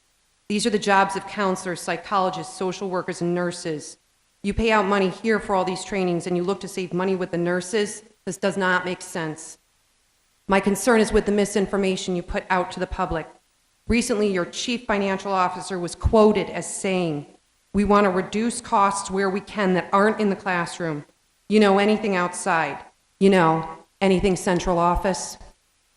There seems to be some legitimate savings in the budget due to the elimination of the cosmetic rider, employees paying into healthcare, and the possible closing of School 187, which, by the way, should have been closed a long time ago. But again, money is the driving force, not the welfare of the staff or the students. According to the budget notes, the projected reduction of retiree health insurance costs over the course of this plan is $12.4 million, and closing 187 could save $5 to $5.5 million. Where is that money? School budgets are cut year after year, forcing schools to make very difficult decisions between counselors or teachers. And now, after you have cut school budgets further, you have unilaterally asked all schools in good standing to cut one additional full-time teacher. This sweeping motion shows that your budget is not balanced. And where is the, anything central office? I understand that you have difficult decisions to make when it comes to the budget, but that does not excuse you from making bad decisions. And it certainly doesn't excuse you from being dishonest about those decisions. This budget is irresponsible and definitely not balanced. Tell the public where the money is and why you're cutting teachers, increasing class sizes, and explain why you think replacing our incredible community nurses with temps from out of state is a good idea. Thank you.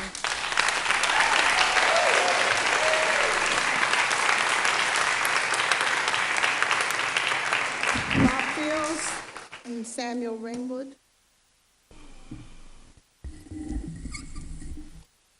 Mr. Fields. Blessed love. I want to thank you for your service, and I hope that you will do the right thing. Putting students and families first to ensure high academic achievement for all is the mission statement of the Board of Education. We need to update the method for public comment. Because you meet once a month, you cut in half the amount of time that the public can comment to you. And with the technology that's available, there's other ways to comment and make public comment other than coming here, going through security, and sitting in here for hours. Wellness for all includes physical education, and wellness is physical and psychological. I wonder how we address the lasting effects of the past failures. Bullying is still an issue. How is it being dealt with? IEPs or 504s, are they being followed and adhered to by the teachers? The best intentions, I think everyone has the best intentions, but are we following the best practice? And are those best practices being implemented?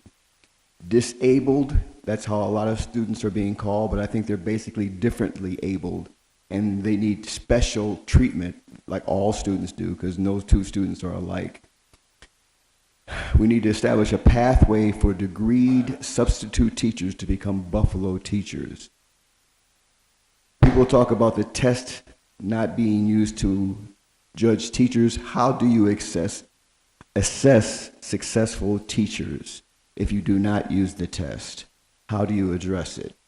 English language learners, we are working very hard to make sure that they become English language learners, but I think that learning can happen both ways, that we should have some ways to learn some of the languages that are spoken by our students in the system, not just the languages, but the culture of the different students in our situation.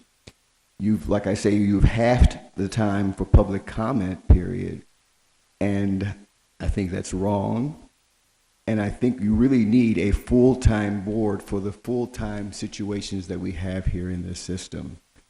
And or we need a dedicated support staff for each board member so that they can do the very important work that they have to do. Like I say, I think that you have the best intentions. I thank you for your service, and I hope that you do the right thing. God bless.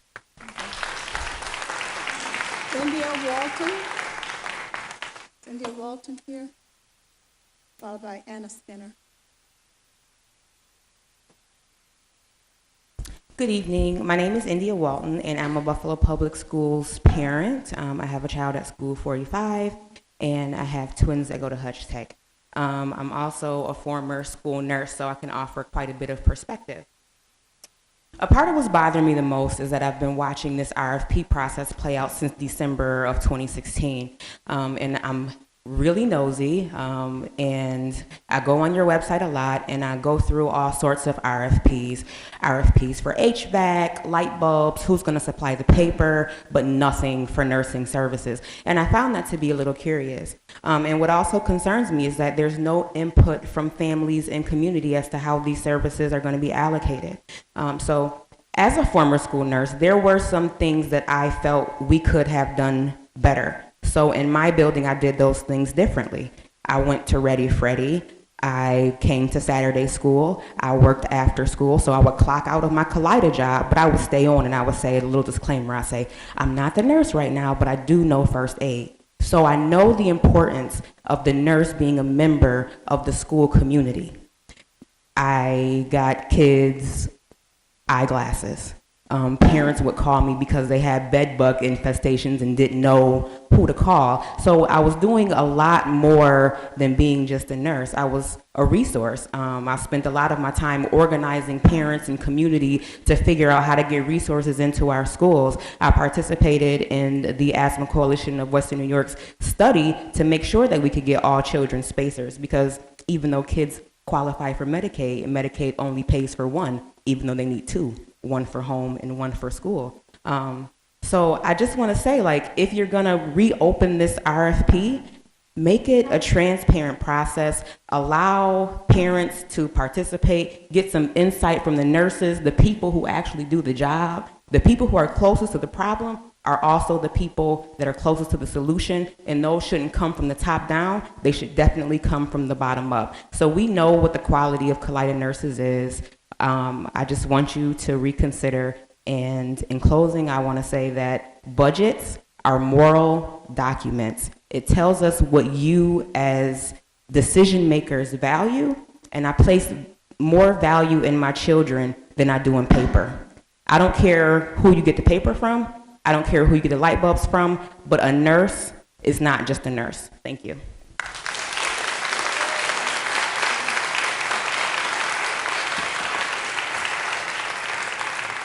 Anna Skinner and T. Markle.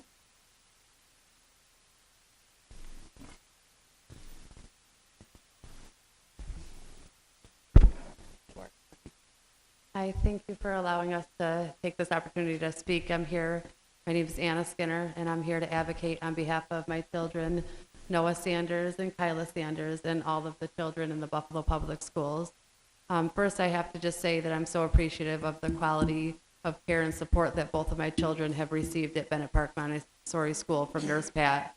My daughter, who's 6 years old, she was diagnosed 2.5 years ago with juvenile type 1 diabetes. And my son Noah, who has asthma, both require 24-hour care support. And with that diagnosis, although it's manageable, it takes a lot of support and care, especially from a nurse or somebody that is trained. When the diagnosis occurred, my daughter was fearful of returning to school, but Nurse Pat really gave her that reassurance that she was safe. And the one thing I asked both of them is, what do you get from the nurse at school? How does it make you feel? And both said, I feel safe. I feel cared for. And that rapport has been built. They both spend many trips in and out of the nurse's office, checking blood sugar, covering carbs, changing her insulin pump, breathing treatments through nebulizers. And the thought of having somebody that doesn't know them personally is fearful. I'm scared that if there was not a nurse present, I would not be able to send our children to school each and every day. I think both of them just wanted to really quickly just say what Nurse Pat does for them and how it makes them feel when they're at school. When we're at school, Nurse Pat gives me a breathing treatment when I need one. When I'm at school, Nurse Pat, when I'm low, she gives me juices.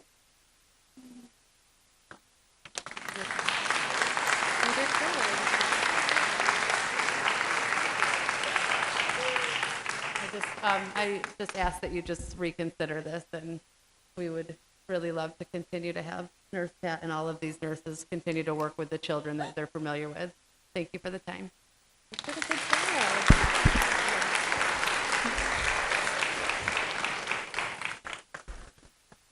T. Markle, followed by Maggie Giamo.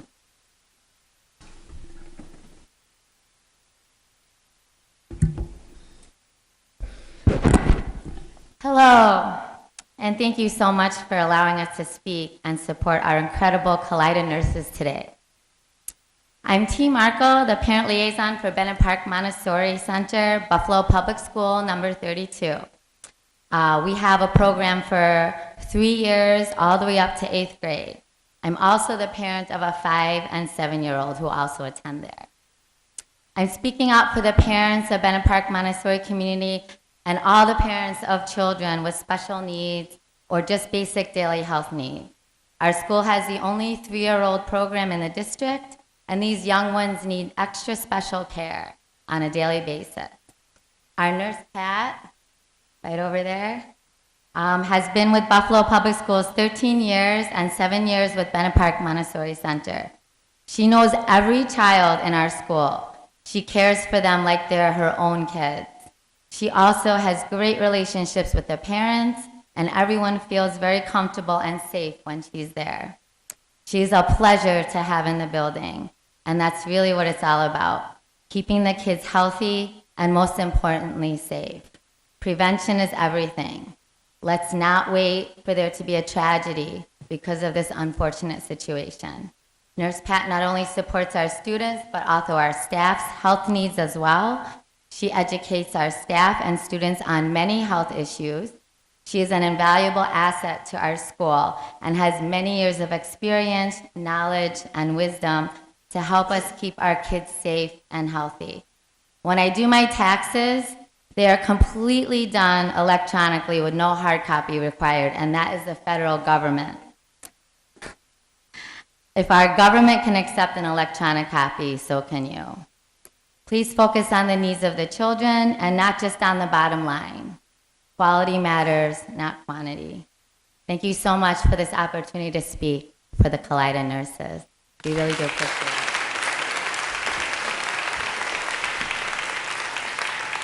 Maggie Giammo and then Darren Sanders. Good evening. I'm honored to be here supporting Kaleida staff and our nurse pad at Bennett Park Montessori. Thank you to the board for this opportunity. I'd like to introduce myself. My name's Maggie Giammo, and I'm a teacher in the Buffalo Public School District. And I'm between two buildings, Bennett Park Montessori and Dr. Lydia T. Wright. One of my buildings is a very high medically fragile population, and it is imperative that our nurses have built lasting, authentic, tender, and a trusting relationship and rapport with our students. And in Buffalo, as a teacher, we pride ourselves on providing our kids with the most structure and consistency that is imperative to meet their emotional needs of our student population. I fear for the safety and well-being of our students if you take away our nurses. Our nurses know our students. Our nurses have grown with our students, and most importantly, our students deserve to feel safe, loved, and cared for. Trust and love is the secret ingredient that is essential to our students' physical and emotional health. I've had the honor of observing the utmost professional, passionate, and qualified care and rapport from our students as nurses. I've seen our school nurse de-escalate behaviors in our students, help a student with a feeding tube while discovering a love and talent for the arts for that student, and supplying me with a couple of needles for my insulin when I was recently diagnosed with type 1 diabetes in 2016. Enough stress factors burden my student population.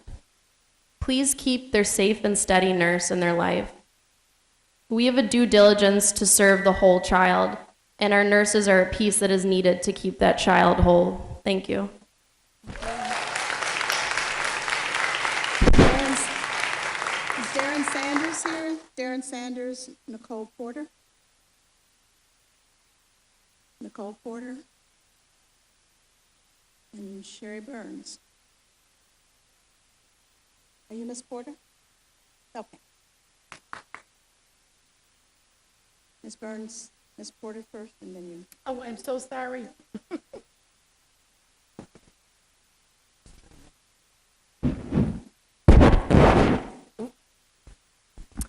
Hi, how are you?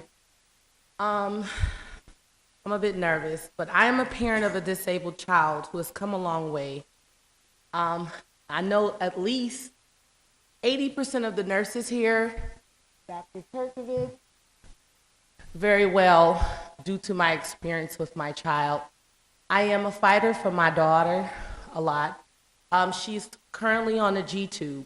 She's in pre-K, which I've had to fight to get her in school for that. A lot of people here on the board members probably know who I am also. I have a lot of children. But in the midst of this, I would say most children that are disabled have a hard time adapting to change, and especially new nurses. I want Kaleida nurses to stay because they are consistent, loving, and dedicated to helping our children, even when I'm stubborn, because they know I'm very stubborn as far as the help of my child. I don't like new people, and they know it. I've given quite a few a hard time. And even in me giving them a hard time because I'm uneducated about what's going on with my daughter, they still were kind. And despite that, I said, oh my God, is she still nice to me? I love them. I love them. But if we change to agency nurses, and I have had agency nurses deal with my daughter because she's been feeding, she has not eaten since birth. The list goes on. I've had agency nurses for 2 years with my daughter at home. So I know that demographics have changed. It would be a Susie here one day, it would be a Jill here the next day. My daughter suffered with adapting to them because she's seeing this nurse, that nurse, we get in the fallouts, she's beginning to throw up. I literally was in the hospital, I lived in the hospital for almost a year due to one person don't know what's going on when they come in the room. A lot of people are not keeping up with the charts. They're not keeping up with anything that's going on with her through agency. So I finally got fed up with agency, and this is before all of this existed. I'm really getting a whiff of it. But, and I said no more. I'm gonna do it myself. You know, I learned how to do the tube myself. I do it at home myself, but she has to be able to go to school. They told me that she would be brain development. She outbeat the odds. She's extremely smart. So that's why they were confused with the board of education of putting her in the regular school, but I fought for it. Because if she's smart, why delay it? So, I'm sorry. Now that poor, one day you might have Nurse Susie again, the next day you might have Jill. Now that poor, beautiful, disabled child is sad, disturbed, and out of control because of non-consistency. So let's stand today for the nurses to stay. Thank you.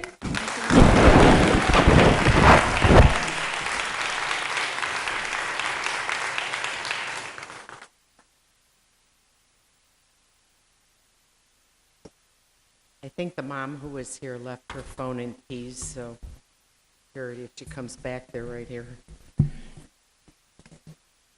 That's a typical art teacher move.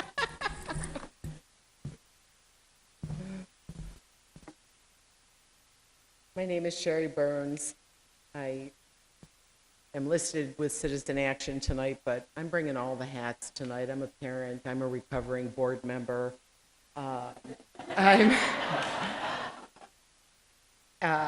And I believe in our city and our children, and I come first with love. And I have said this often, we don't talk about that very much in the public sphere, and I think we need a whole lot more of it. We don't know what others are carrying, good or not so good. Our children need us to put love and the resources they need first and foremost.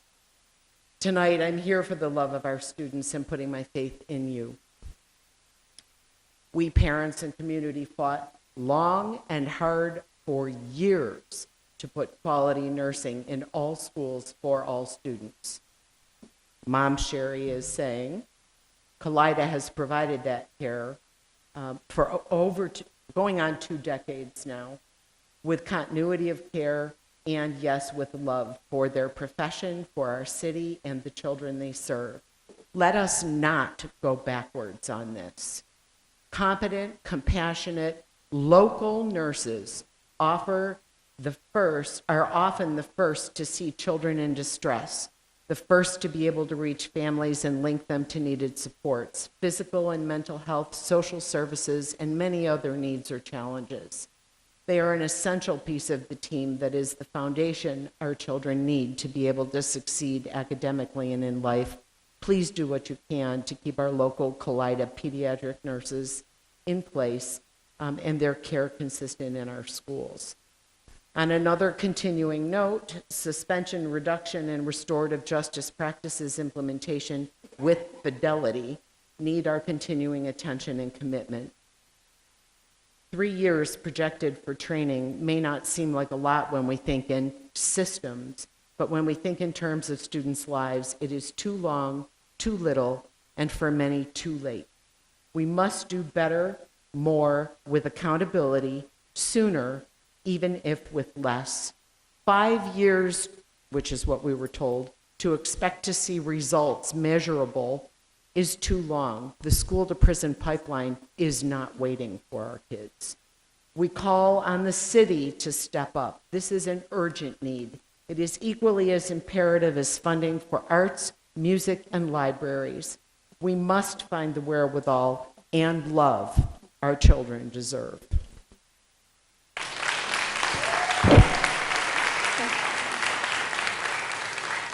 Thank you, Mr. Superintendent.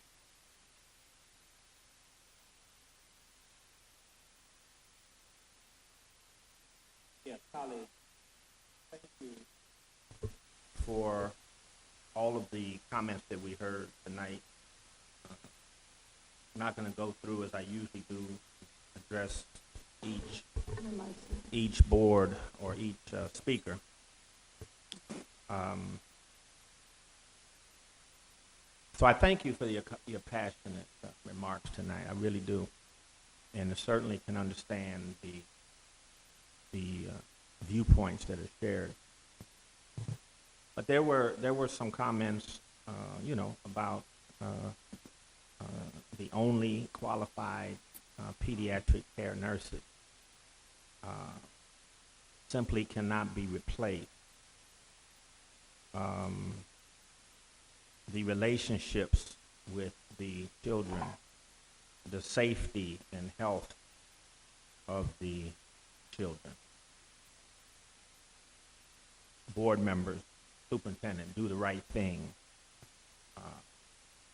so forth and so on. And I would concur that we absolutely must have the very, very best nursing services that we possibly can provide.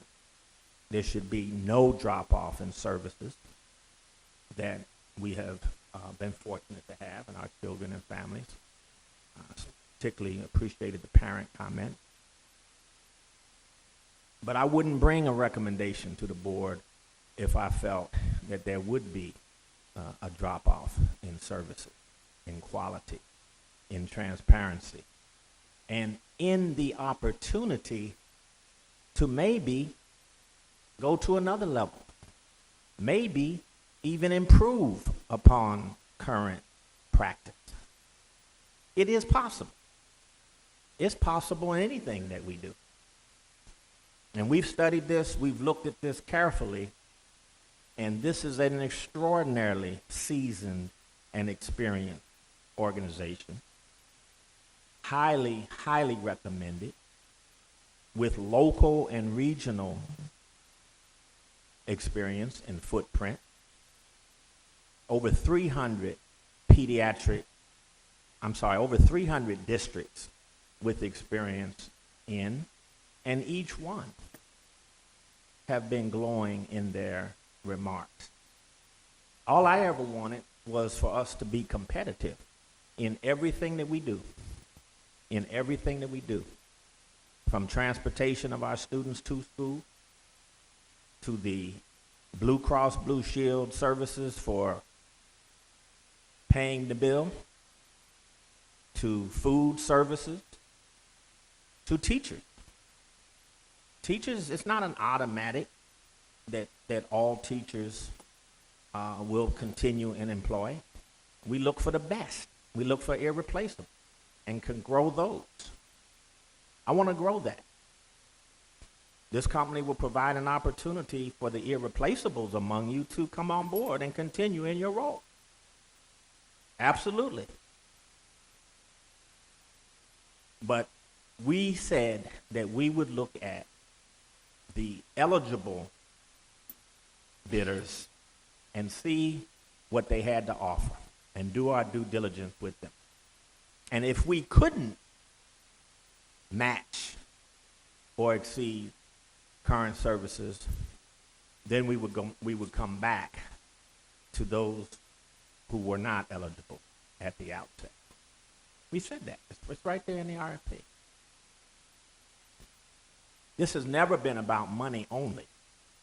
Money is tertiary in consideration in this issue. It's the last thing. But this is not about agency or temps. They're going to be the same quality and credentials and licensing and service.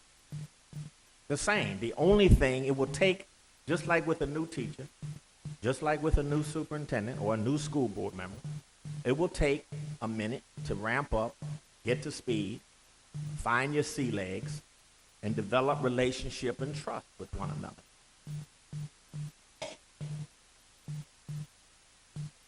I'm not going to say anything about December 2016, We've been hearing about it's all about the children. Be careful with that now. Be careful with that. Because of course this board is always about the children. Of course this board makes decisions in the best interest of children. And in my over 40 years of experience, I would never bring a recommendation that I thought wasn't in the best interest of children. But I do remember in the middle of the year, an organization threatening to pull the nurses in the middle of the year if we didn't give them another 18 months. You can't forget who the customer is. We're the customer. No one is entitled to anything in a public service entity.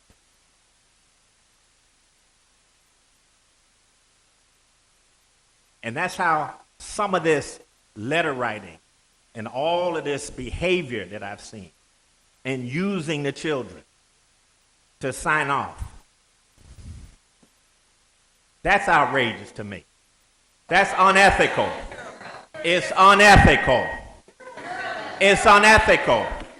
So I'm bringing a recommendation that I think will be an upgrade for us in the Buffalo Public School, especially for the children. That's what I'm bringing. And if it's not true, then we can get out of it. But that's what I'm bringing, and that's what I'm bringing tonight. That's what I'm bringing. All right, please. All right, that's all I have to say about that. Now, I do have an update. All right. Okay. My update is that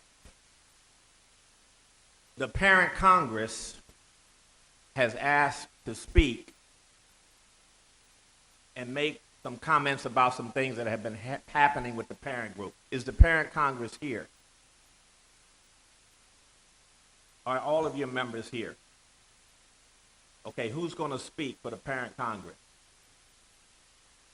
Okay, so I'm going to give you the first part under my update because we were asked late. But come and do that, and then I have one more important item to share with the board. Okay? All right, thank you.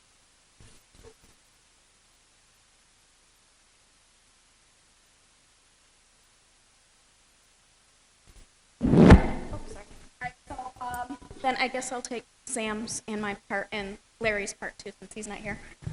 But we wanted to follow up. I know Dr. Pig was with us for our Every Parent Matters forum.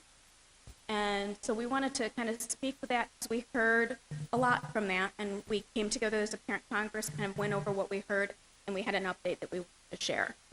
So if you don't know what the Every Parent Matters forum did, what was unique that we did this time is we were able to engage new faces, and we went through our schools, through our principals and our teachers, with great help from our Office of Parent and Family Engagement and from Dr. Cash. We reached out and asked every teacher, every homeroom teacher, to identify at least 2 parents from their classroom. And so it brought in a whole new group of parents. And what we did then too was we reached out to our connections in the community, and we had some gift certificates that we were able to give to teachers. So every single teacher who submitted their names, their 2 names, was submitted for a raffle. So we gave out 7 gift certificates to local area restaurants for teachers. And I know Sam went through and went to each of the schools to share those gift certificates, to present them to them. And the excitement was incredible. It was uplifting for us to see how excited they were, and for the teachers, I'm sure, for that little bit of recognition. And we had a principal too who had every teacher in his building participate. He got a gift certificate also. So it was really a great experience. That kind of work that we want to continue to work on as one of the ways of reaching out to more parents than we've been able to get in the past.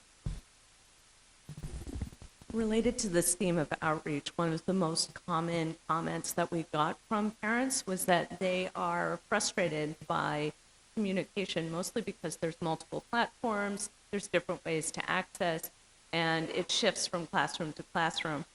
One of the things that came up is that communication really is an integral support of students' academic achievement.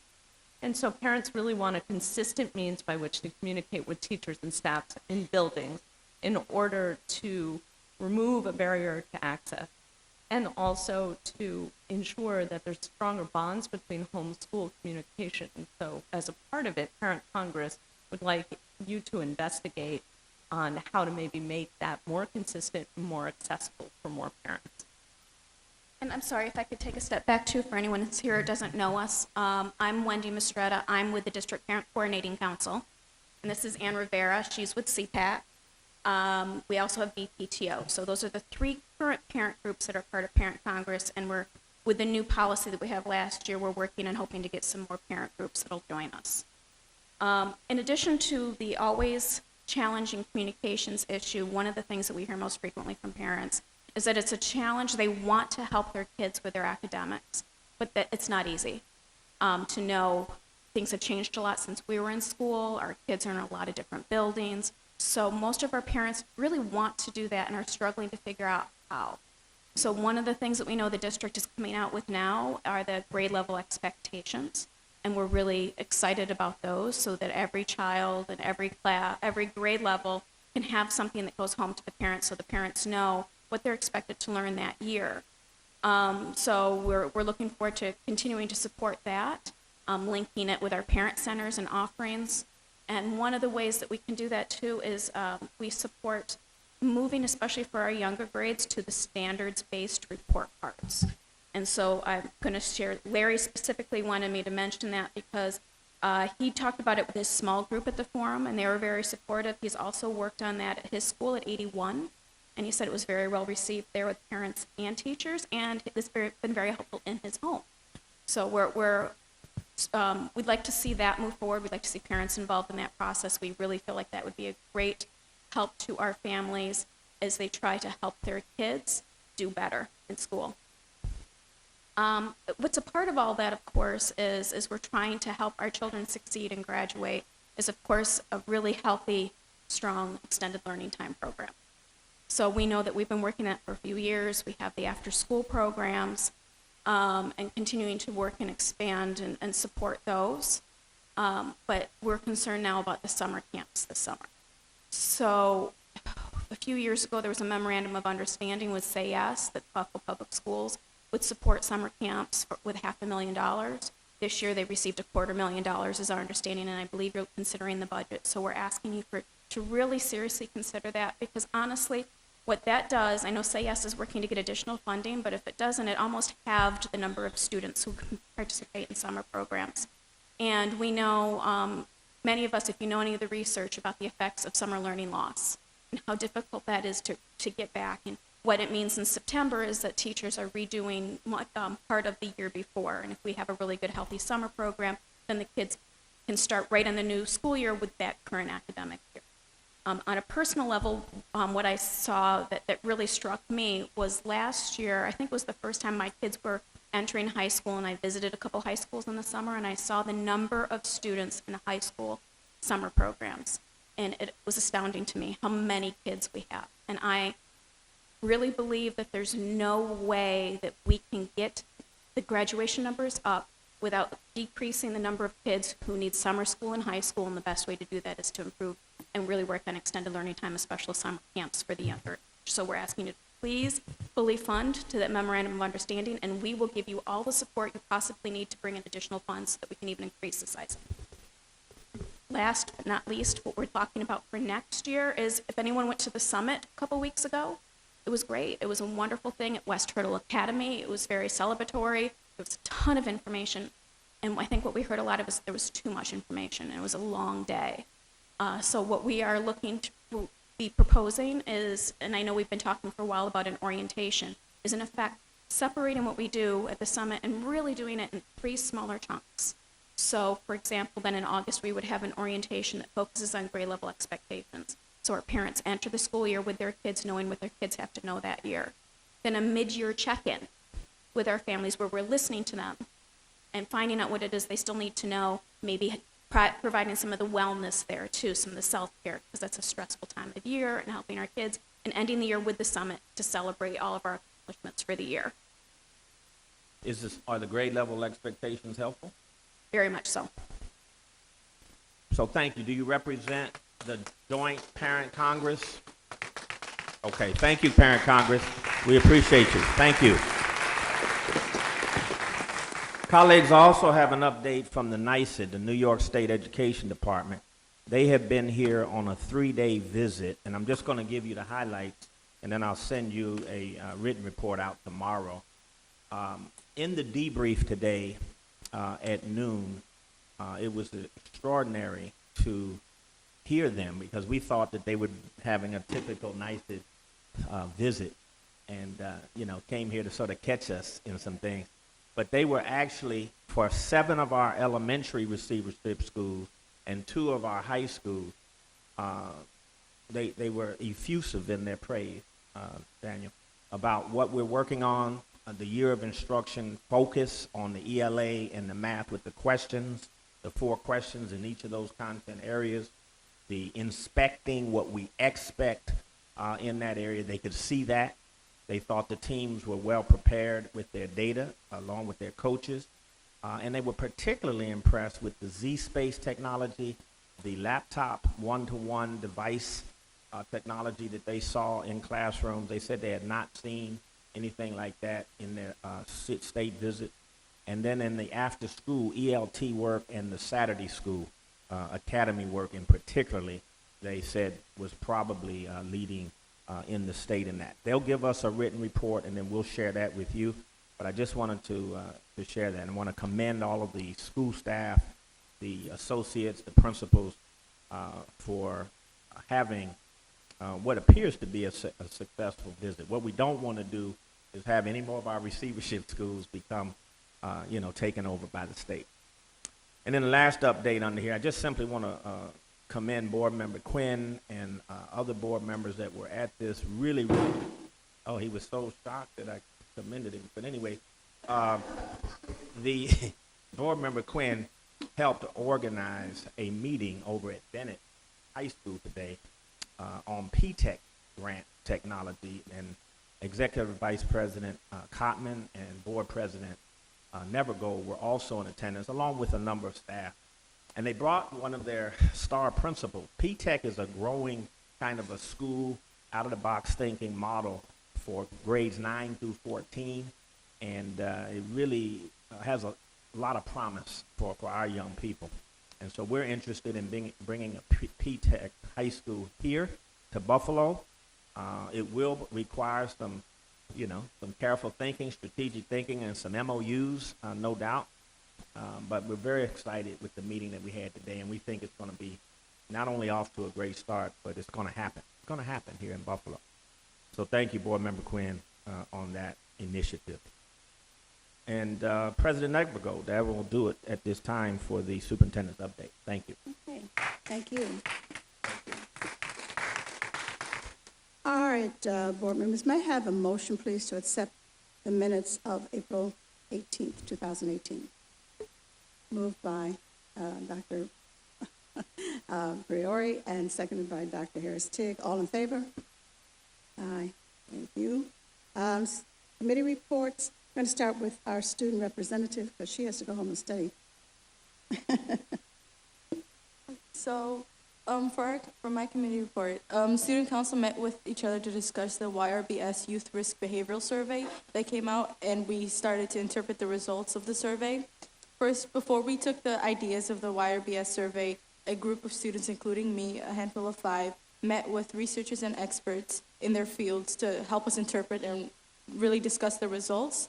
So at our May inter-high meeting, we had a town hall meeting, which the superintendent attended and Dr. Rosser attended. Thank you again for attending, where we discussed and presented the results to the students, and we found shocking results. Some of the students said that they found that they didn't really understand the YRBS survey. However, through a discussion that we had after we presented the results, we talked about how how this affects students. It wasn't only high school students, however, we also discussed middle school students, but we focused more on the high school aspect of it. On our next meeting in May, we're going to be in June, we're going to be talking more about the resolutions and the resolutions also, as in what the students come up with in solutions about the survey, because we found particular problems in our own youth and thinking about solutions that we could think of to bring up to the board, and that's what I'm going to be presenting in June. Tomorrow. Would you like to tell us regarding Ramadan? Yes. So Ramadan is a holy month of Islam where we participate for 30 days, about 30 days of fasting for recognizing people who don't have dinner at night, or students or people who aren't as privileged as we are to have food every night.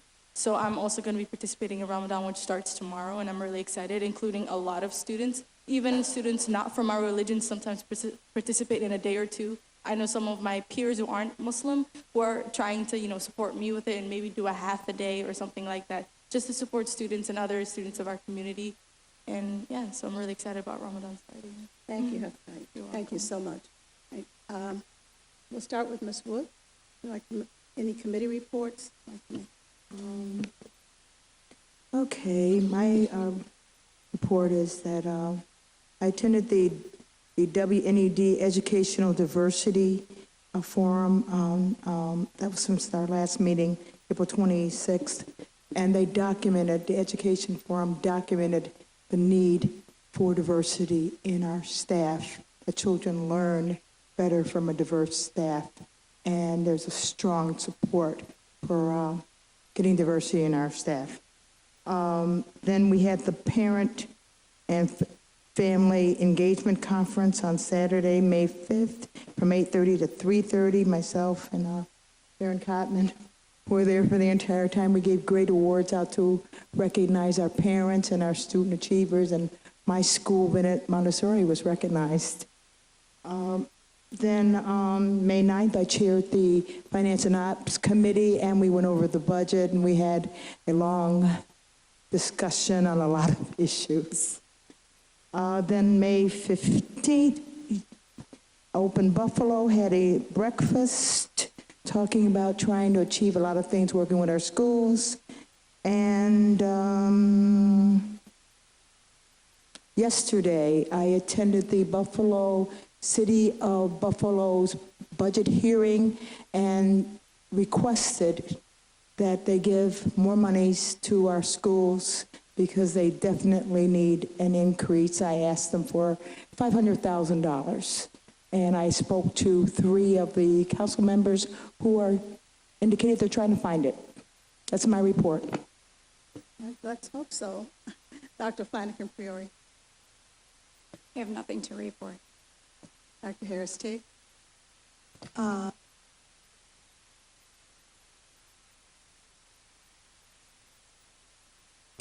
And a number of meetings and processes as the district prepares to bring on board the new Build Community School that we're very excited about. In addition, I did attend the National August Wilson Monologue Competition in New York City. I gave up my space for the student achievement at the work session last week for continued work on the budget. Thank you. Thank you. Mrs. Belton-Cotton.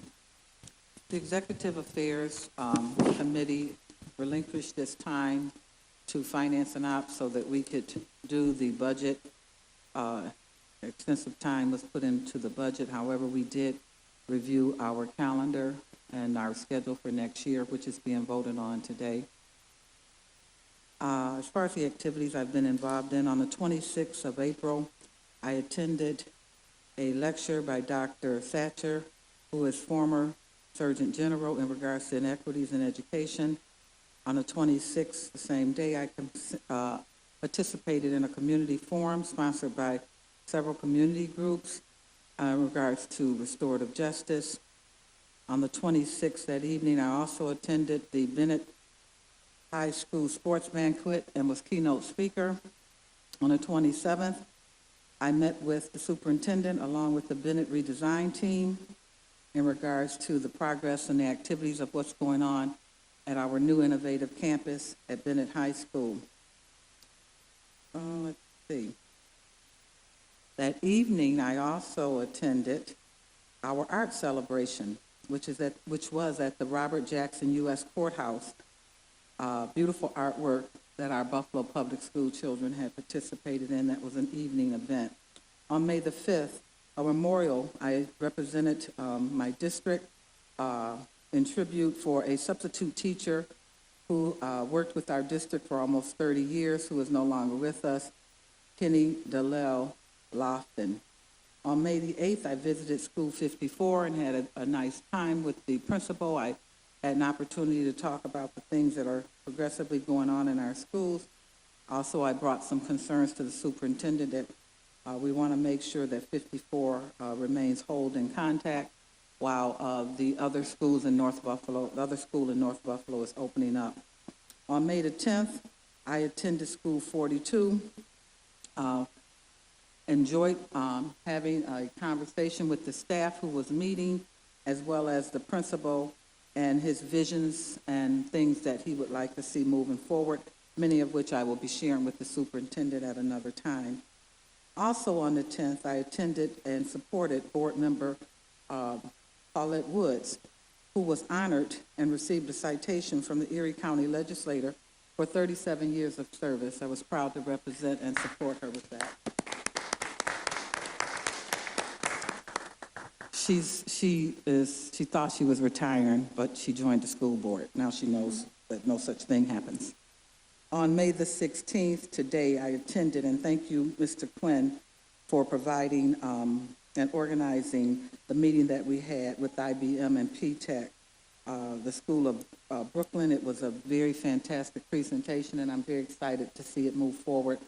And I appreciate any time board members go out of their way to provide innovative things to help us move to the next level. Thank you. Ms. Pierce. I too relinquished my committee time from Student Support Services to devote time to the Finance and Ops Committee with regards to the budget. And I would like to announce, you're welcome, Paulette, I'd like to announce that at our next Student Support Committee meeting, I'm expecting to bring in a representative from Parent-Child Home Program to discuss their initiative and its pertinence to our students here in the district. And at this time, I would like to turn the microphone over to Mr. Quinn so that he can tell you about the exciting P-TECH program that he and I had the chance to visit in New York. You talk. Just tell him a little bit about it, Larry. It's very, very exciting. Mr. Quinn. Thank you. Well, what P-TECH stands for is Pathway to Technologies. It was started in Brooklyn at the behest of Mayor Bloomberg, who went to the chairman of IBM and was very concerned about the lack of, diversity is the wrong word, the lack of opportunity for New York City public school students to participate in economic recovery, and he went to Mr. Palmisano and said, design a program where our kids can take advantage of it. They started it in 2010, I believe.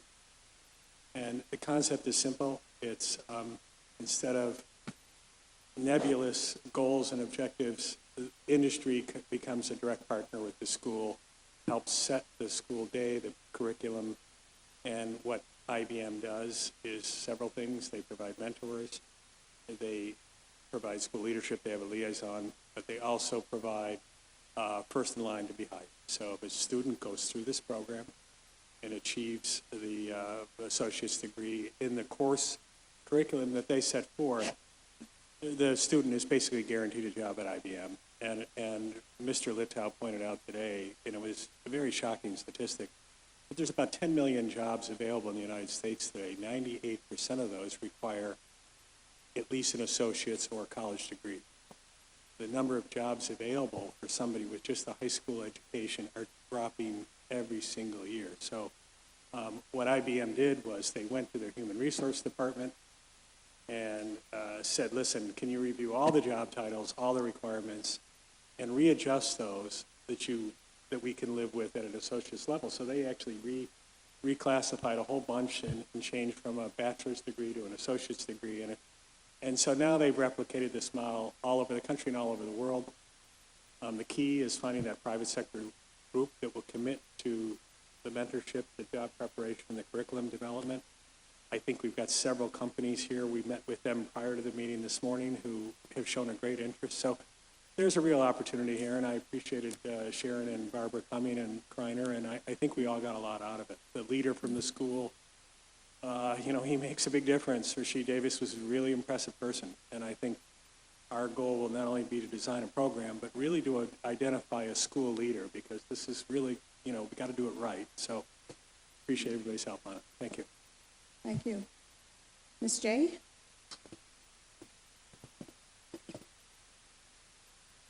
I'm sorry I missed the presentation today. I really wanted to go, but I was on trial.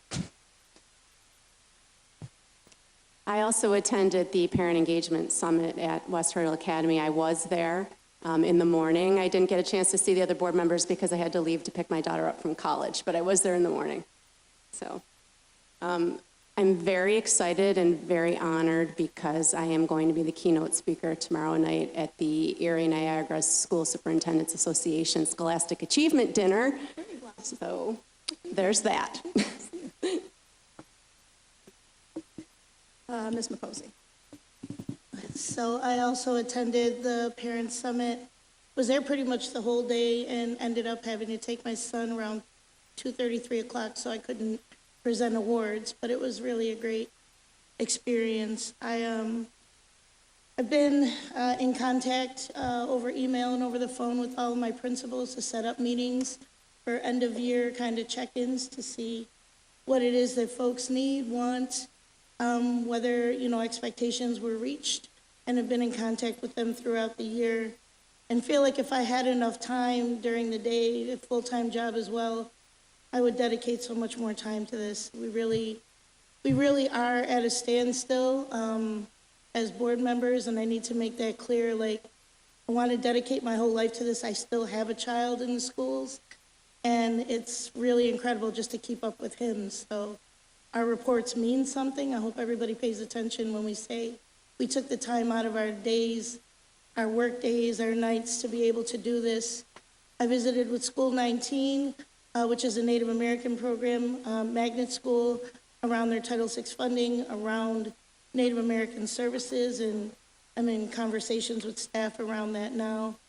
I do have a question. When we have big major, Madam President, yeah, I'm looking at Dr. Cash. Dr. Never called. When we have large events where we have to come to council chambers, there's usually, when there's an outcry, there's usually an opportunity for us to be able to address it after your comments. Are we going to have that opportunity? I mean, it is in the consent agenda, and I was late coming in, so I will add my name to 16H if we can't address it now. A few of us have added some comment to 16H. 16H. Is that what you're asking? Yes. Yeah, so if we're not going to have open discussion, then I definitely want to add my name to that, or Yes. comment. Thank you. Thank you. I attended a number of things that other board members attended over the last few weeks, so I won't go through them, but I do want to say that there are a lot of hidden treasures in the Buffalo schools, and yesterday I had the opportunity to go to the adult education program. We have a cosmetology and barbering program. You didn't know, over on Delaware Avenue. Fantastic. You should go and get a manicure, pedicure, haircut. Well, I don't get anything more than a haircut, but anyway, whatever you get, because we have a very professional facility there that can rival any professional facility anywhere. I know that we are beginning to develop a cosmetology program in the high schools, but this is adult education, and I really wanted to make sure that people know about this, because so very often so many things are not shared about our schools, and so many fantastic things that are going on. So the cosmetology and barbering school in our adult education program is one of them. With that said, I will ask for a motion to approve the consent agenda. May I have a motion? Dr. Harris-Tigg, Ms. Woods, all in favor, please. All in favor? Yes. Opposed? Hearing none. First item I have on the consent agenda is 16H. Ms. McCosey, myself, and Mr. Quinn. I don't know but Ms. McCosey. So I didn't want to add it as part of the committee reports, but I spent a good chunk of my existence answering emails, talking to folks. I think that it's very clear to me that the top down, the powers that be, both in Kaleida and in this district, are not being transparent. I think there's some, as a governing body, I'm finding out things that I didn't know I was allowed to share, that Dr. Cash had shared, where Kaleida wanted to pull their nurses out in the same instance. So hold on, what I'm saying is you get different things because no one is being transparent. So as someone who's supposed to vote on this, I'm upset with the fact that I do not, and I've stated this very clearly to district, and I'm putting this out here for public now, I do not want to see these relationships with these children and these nurses over whatever reason without more participation. What was proven to me over the last 2 weeks is that nobody knows how or what really went down, including myself. And I'm going to publicly state, I was delivered less than 2 days ago, the contract. So I haven't even had a chance to look at it. So when people assume, and I was an organizer, I would line people up and fill the speaker list with just bullet points of what I thought I knew. So I'm going to publicly say I put my foot in my mouth right then, because I was also given wrong information being on this side of the table. But let me be clear. No one is fully aware of anything, and it's hurry up rush for everybody. And I'm really upset that with all of the district's greatness and all of the things that we are doing and the positive moves that we're making and how so many people are standing behind us, that we would have this issue with transparency with the same people that are supporting us. I am on the ground day after day. I don't care how many times people hate hearing that this is my job. I talk to people every day. It's my job. And now these people are also people I associate with publicly. One of my own son's school nurse spoke here, who is also my daughter's school nurse, who is also my other daughter's school nurse. She's been there as long as my teenage daughters. Yes, there's a personal, but beside the fact, you don't take something when we have shady contracts all day, every day. In this past year and a half, I have seen good and bad decisions go down, and we have been able to oversee. I have been fed stuff last minute. I've been given all the opportunity to have all the information I need. This right here is to me, Kaleida's top down, yes, late. Any other RFP, if it's late, regardless of what anybody hears, that's the process. So as a district, as someone who, if you know you're that one, you know you're the one we're going to go with, do your due diligence to make sure you got your stuff on time. Forget about electronic. Do your due diligence. Every single nurse and every single student will suffer behind that. That is the point. That is the point. I want to make that perfectly clear.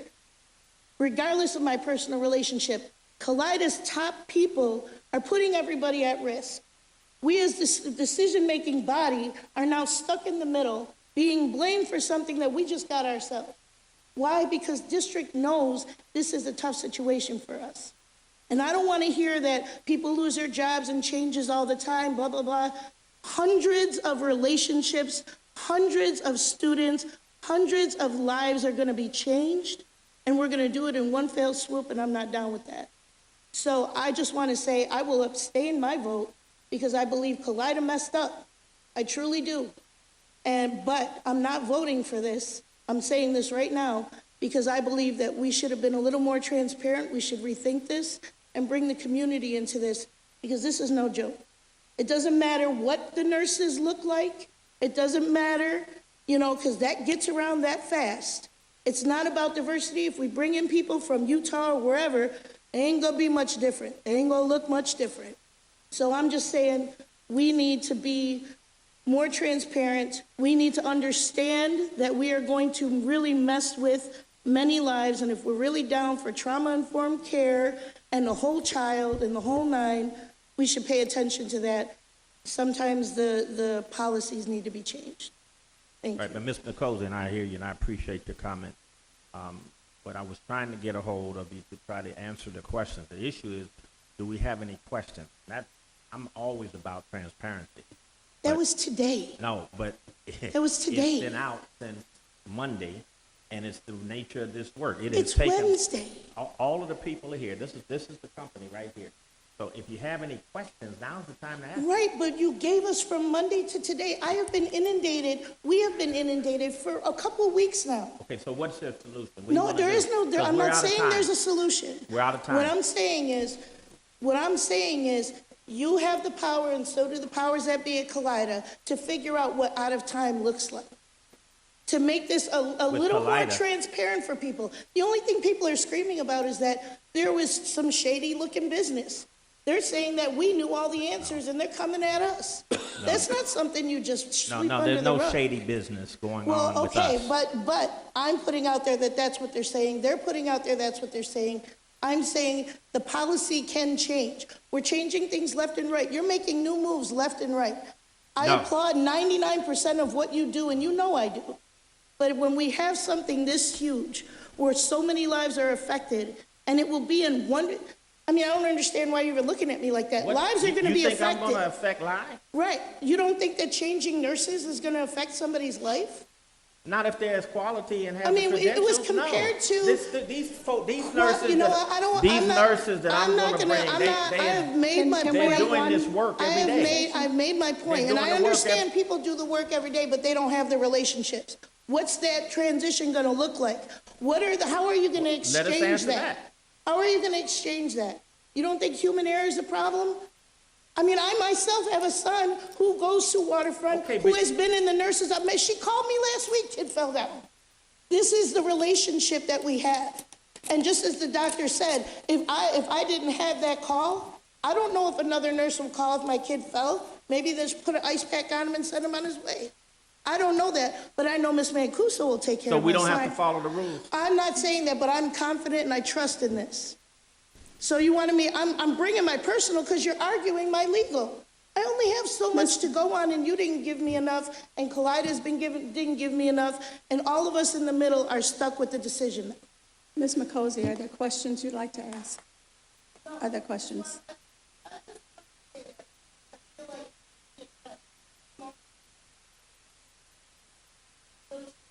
All right, thank you. Mr. Quinn. Yeah, I've got a number of questions. On this new proposal, and my questions are going to be related to comparing this proposal to what we currently have. Is there any real or significant change in the array of staff? So the number of RNs, the number of LNs, the same number of nurses, is there any difference? Yes, absolutely. Okay, what are they? Same number. I'm sorry? The same what? Oh, you just said that there are going to be any changes. I guess, yeah, I just couldn't understand your answer. So there's no change? No changes. In fact, if anything, there'll be an enhancement. But every school will have a full-time nurse, LRN or RPN or LN, and they will not be agency. RPN, RN and LN. RN and LN, my mistake. Yeah, that was essentially my question, was we're not replacing RNs They're not with agency LNs. and they're not temps. Okay, and we're not changing the number so that the same number will be in the schools, correct? Yes. Is the people that currently work there, because if we change companies, it may be irrelevant if the same person is there. Can they apply for a job in this? Yes. Can we apply for their old job back? Yes. And what are we doing any outreach to them if we pass this? What's that? Will we be doing any outreach to them if we approve this contract? Yes. Okay. And then the last thing was, there's been a lot made of the 16 minutes and the RFP process, and there's parts of it that I have the same kind of issues Ms. Bencosi has, but the reality of it is that the Collider proposal itself, I think it was in an email or something, that if we had accepted that proposal, we've certainly reviewed it, the cost would be about $1.5 million to $1.8 million more over the 3-year period than the recommended approach. Is that correct? Yes.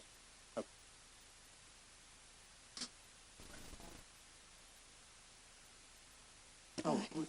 Yes. Ms. Jay and then Ms. Belton Cotton. Just for clarity's sake, and so that the public is aware, my understanding is that the contract with this, the contract that's being proposed tonight, that these are non-union nurses. Is that correct? Yes. Okay. So then you're saying that Kaleida nurses, who are, my understanding is they are union, labor union nurses. Are you telling the public right now that they can apply for jobs that are non-union? That's what I'm saying. So there will be opportunities for individuals who are interested in remaining in our schools to make application through the new vendor if they so choose to. But that will be a choice that they would need to make as individuals. But they would have to violate their union contract, correct, to do that? I would ask the audience, please. Okay. I just want to be clear because I don't think that this information was shared. It was a question that I asked at 4 o'clock today. And I think the public needs to be aware. Okay, so that would be the alternative that they would have. Okay, I just have 2 comments, not questions, if you would, the President, permit me. Thank you. First and foremost, again, for the record and for the public, I will not be voting for this contract, and for 2 reasons. My first reason being that I believe that we must put the health and welfare of our students before bureaucracy, number 1. And number 2, I can't support a contract that doesn't support our local community and our hard-working labor union nurses.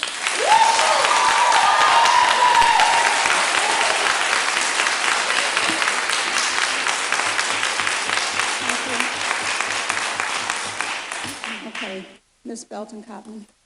I just have a couple of questions that were raised during the speaker's comment period. Are the the nurses who are going to be assigned to the schools, are they floaters or will they be permanently placed? Permanent. Okay. In regards to the statement that was made regarding returning the bid immediately, it is my understanding that the district holds the right, reserves the right to hold all bids in the event that the bids don't meet protocol and they can open up the additional bids? Yeah. Okay, are you under any obligation to return bids immediately? When you get a bid? Definitely comment on that. Aaron, Nate. No, we're not. Okay, I'm just trying to get some clarity on this. Sure. So we're not going to have staff that will be rotating? No. Okay. Let's see. Those are my questions that came up during the conversation. Thank you. And Ms. Pearson. So the staff that are going to be hired, the nurses, are they going to be local, like people that live and work in Buffalo, New York, or are these people that are going to come here seeking? This company has a regional, a nearby local, if you consider Williamsville, Tonawanda, Clarence, to be local. I consider that to be regional in the area, in the greater Buffalo area. So yes, they have a footprint there. They have New York City. They have St. Louis.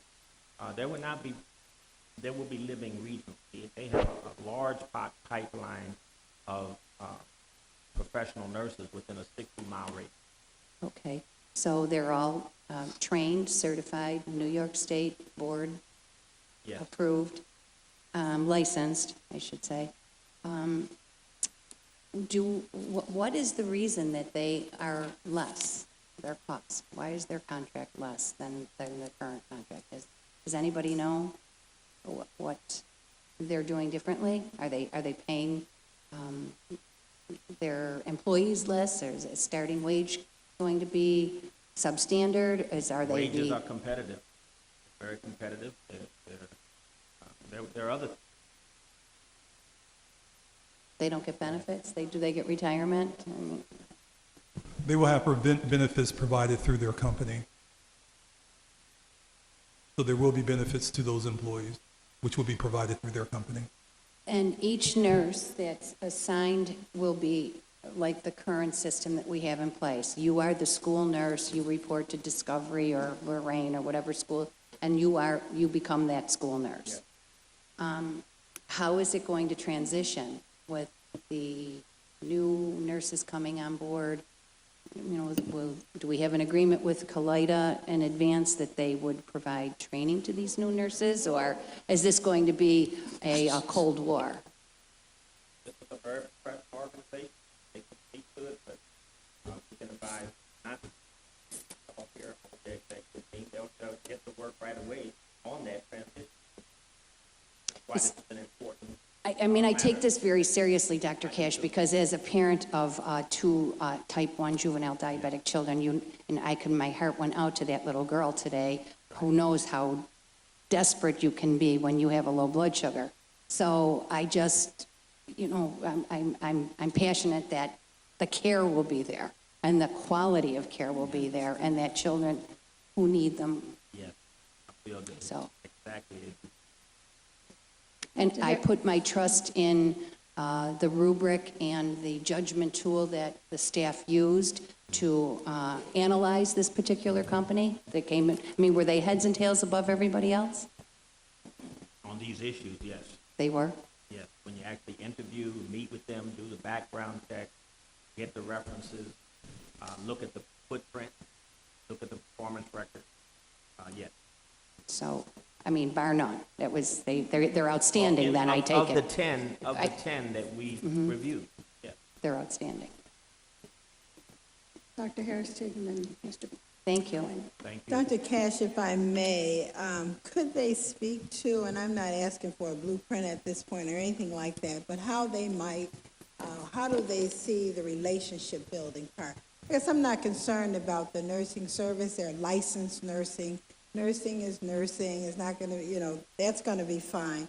I'm concerned because relationships kept coming up, and knowing as an educator, many of our children, in fact, the majority of our children have to deal with change in personnel every year if they go from year to year with a new teacher.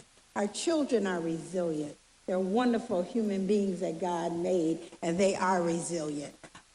So my concern lies with if they could just speak, or one of them could speak to how they think they might tackle the relationship building. So you'll be meeting kids for the first time. I met my kids every year for the first time. Every year I got a new crop of kids. Can you just talk about that at all, if anyone would? Eric, can you handle it, or you be more comfortable that you have the chief clinician here, chief client officer, all of those issues certainly could, but, you know, we're trying to make sure that, I wish someone we from the don't group mitigate would, risk. if it's allowable, if someone from the recommended group, you advise against it? Okay. Okay. But, you know, Well, it's because really I have no trouble with it. I really don't. Because as a teacher, I was asked that all the time from year to year. That Can any really of you speak to it, is colleagues? an easy one, and I'm sure they can. Any of you speak to this issue? Anyone? Any of you? No? Okay. They said no. Okay. Come on now. Dr. Please Rosser, keep your do you have comments anything in your conversations with them that might allude to how they might tackle the whole Right. thing around relationships? So I appreciate the conversations and the questions. In our conversations with the organization, and more specifically with our conversations with the number of the references that we looked into, one of our questions that we asked was, how does this organization work very well with transitioning into positions or meeting the needs of parents and students in their schools? what each of the organizations or school districts shared with me was that this organization is top-notch when it comes to establishing relationships with students, teachers, parents, and the community at whole. They indicated that with many organizations that they have worked with in the past, that supplemental health care is the top of the notch type of organization to provide long-term, permanent, highly qualified pediatric nurses to students and school districts. I'm just a little disappointed someone couldn't stand and speak, but I understand if you were legally advised not to. I definitely understand, and I respect that. Thank you. Mr. Quinn and Ms. McCosey. The comment about it being non-union, it's actually would be open shop, right? I mean, it wouldn't prevent somebody who was in the SEIU from working there. That would be non-union. It's unaffiliated. Am I understanding that correctly? There's nothing, and I'm not going to pretend to be a labor law expert, but there's nothing in the labor law that would prevent these employees from organizing, either under SEIU or the Teamsters or anybody, correct? Nope. Are there any provisions in this? Yeah, I couldn't imagine there would be. Are there any provisions in this agreement that would increase the cost of the district if, in fact, they were organized by any labor organization?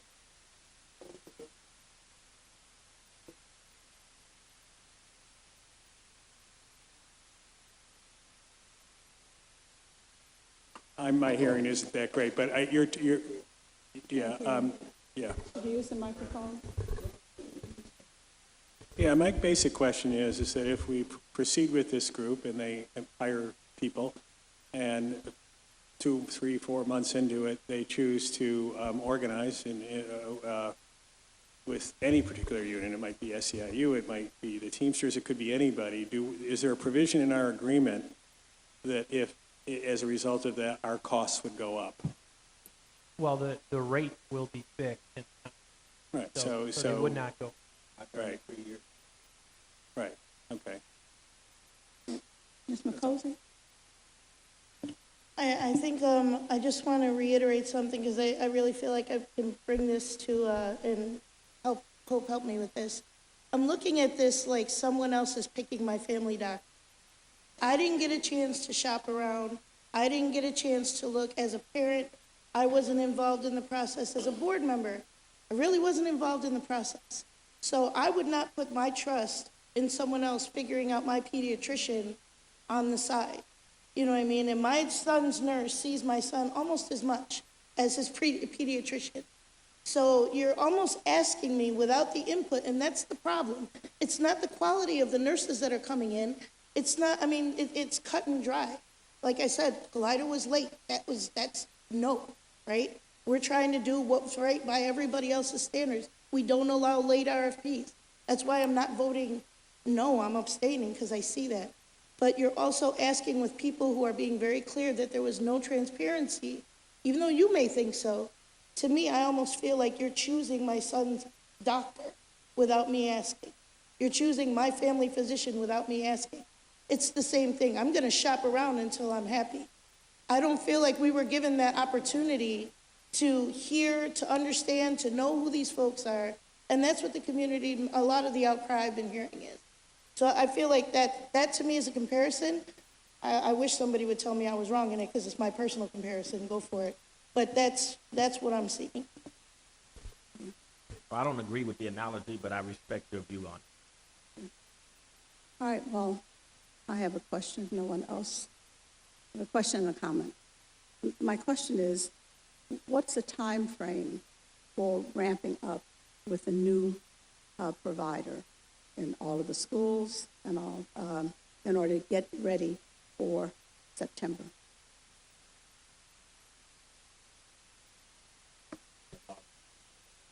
It's already begun. Okay. So then, right. Okay. So then my comments.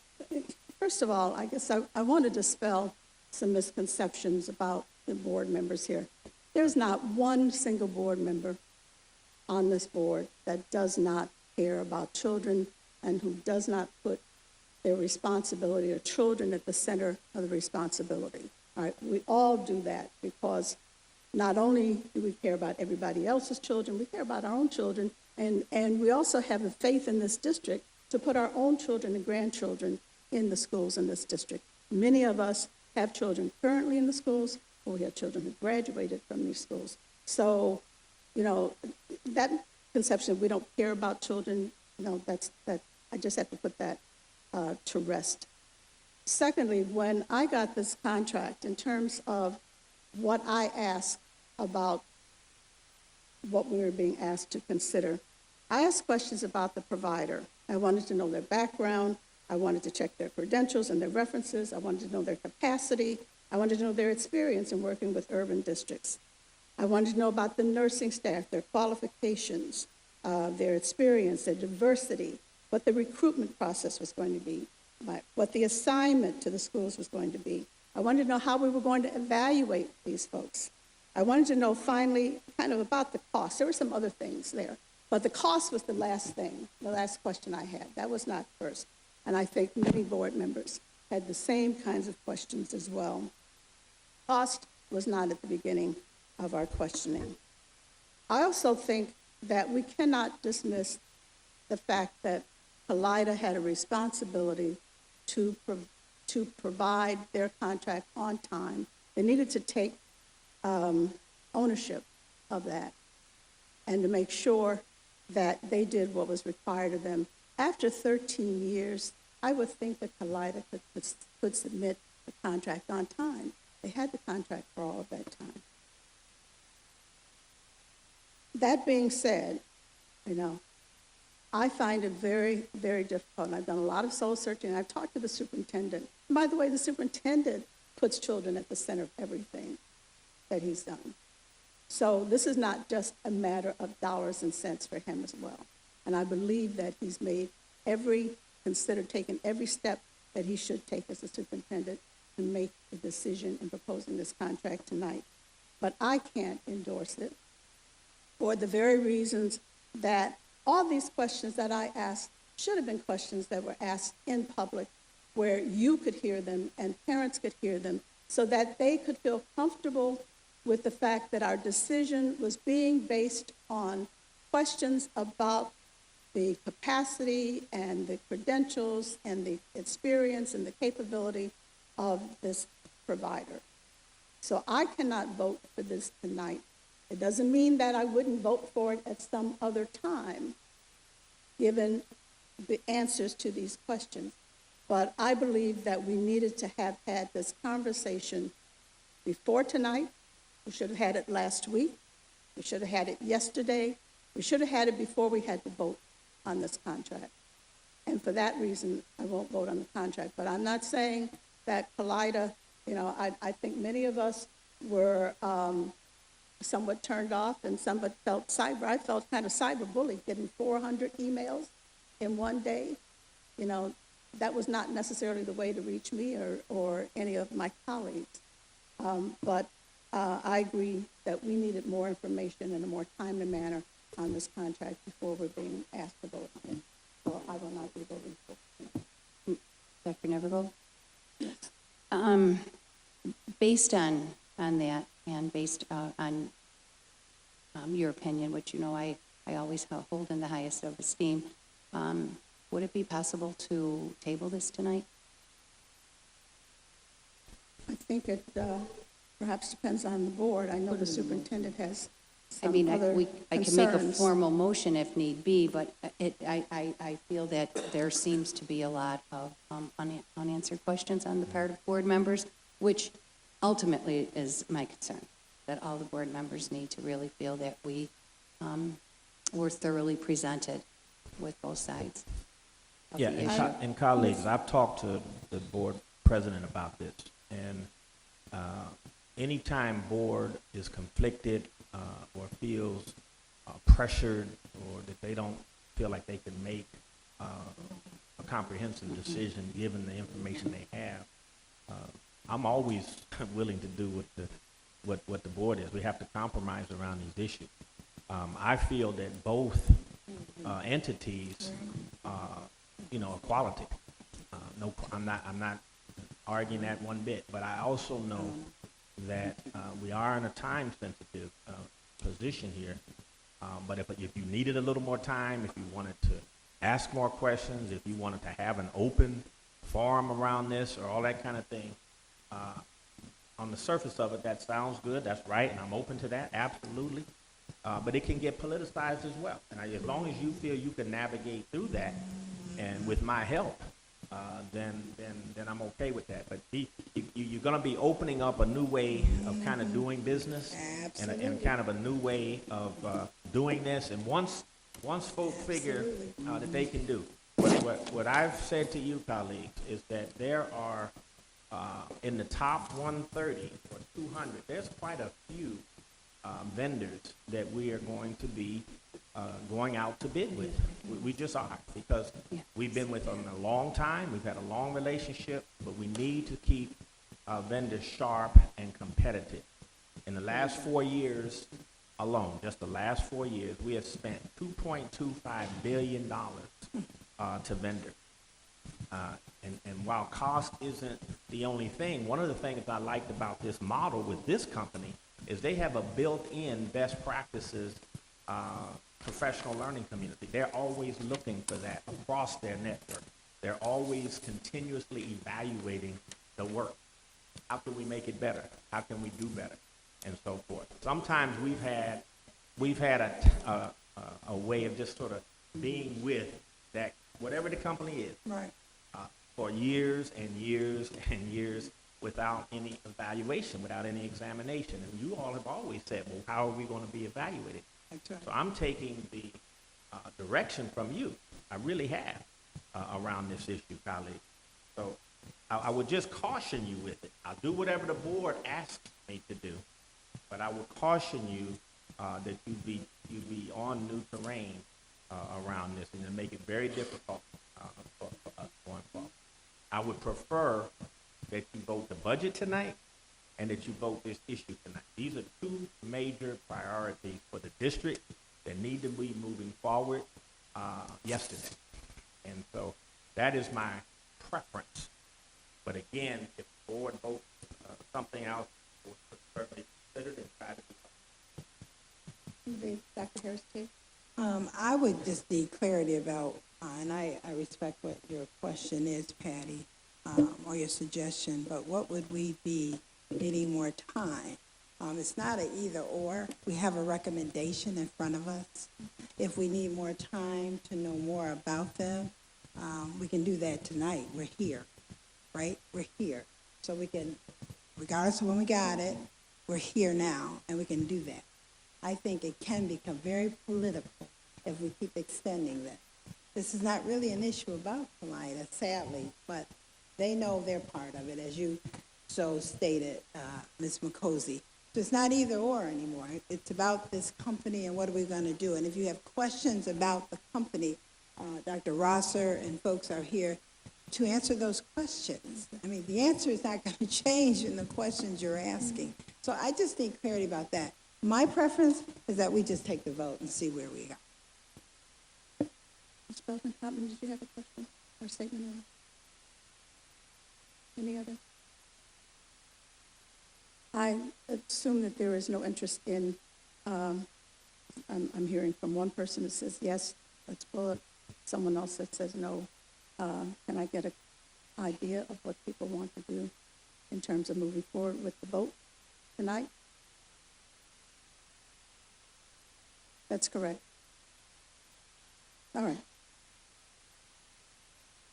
Yes, Ms. McCosey. I'm totally, I hear what you're saying, we're here. The issue is that, and again, I'm gonna say this again, the community's outcry is that they didn't get to answer questions, to ask anything. They didn't see. So we can ask questions all day long. Well, they have that opportunity because it is their children, it is their jobs.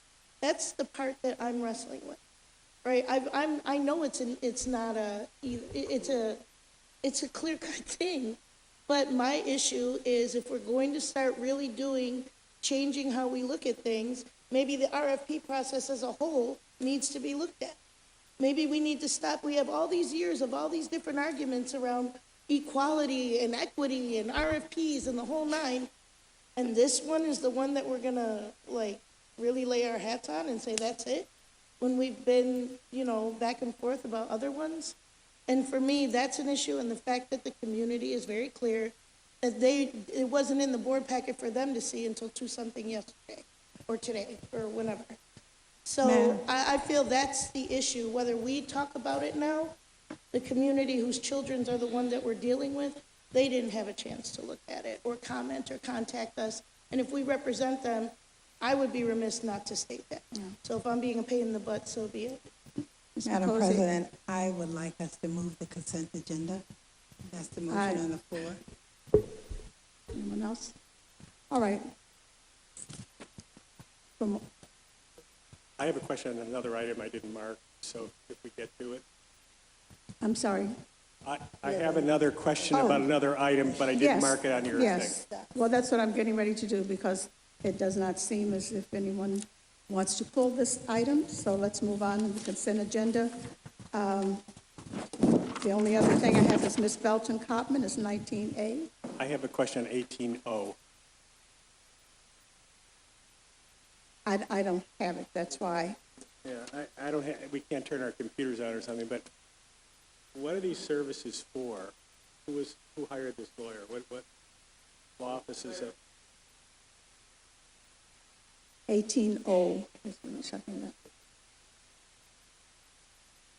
That's a special education suit that was filed by a parent, and this attorney represented that parent, and under the IDEA, there's a fee shifting statute, so that was a legal fee settlement as part of a resolution to a special education case. Okay. And should I mean, for full disclosure, is this person related to the judge that's been ruled? No. No relation? Okay. No, I've asked that question. Okay. All right, what I'm looking at in terms of the exception,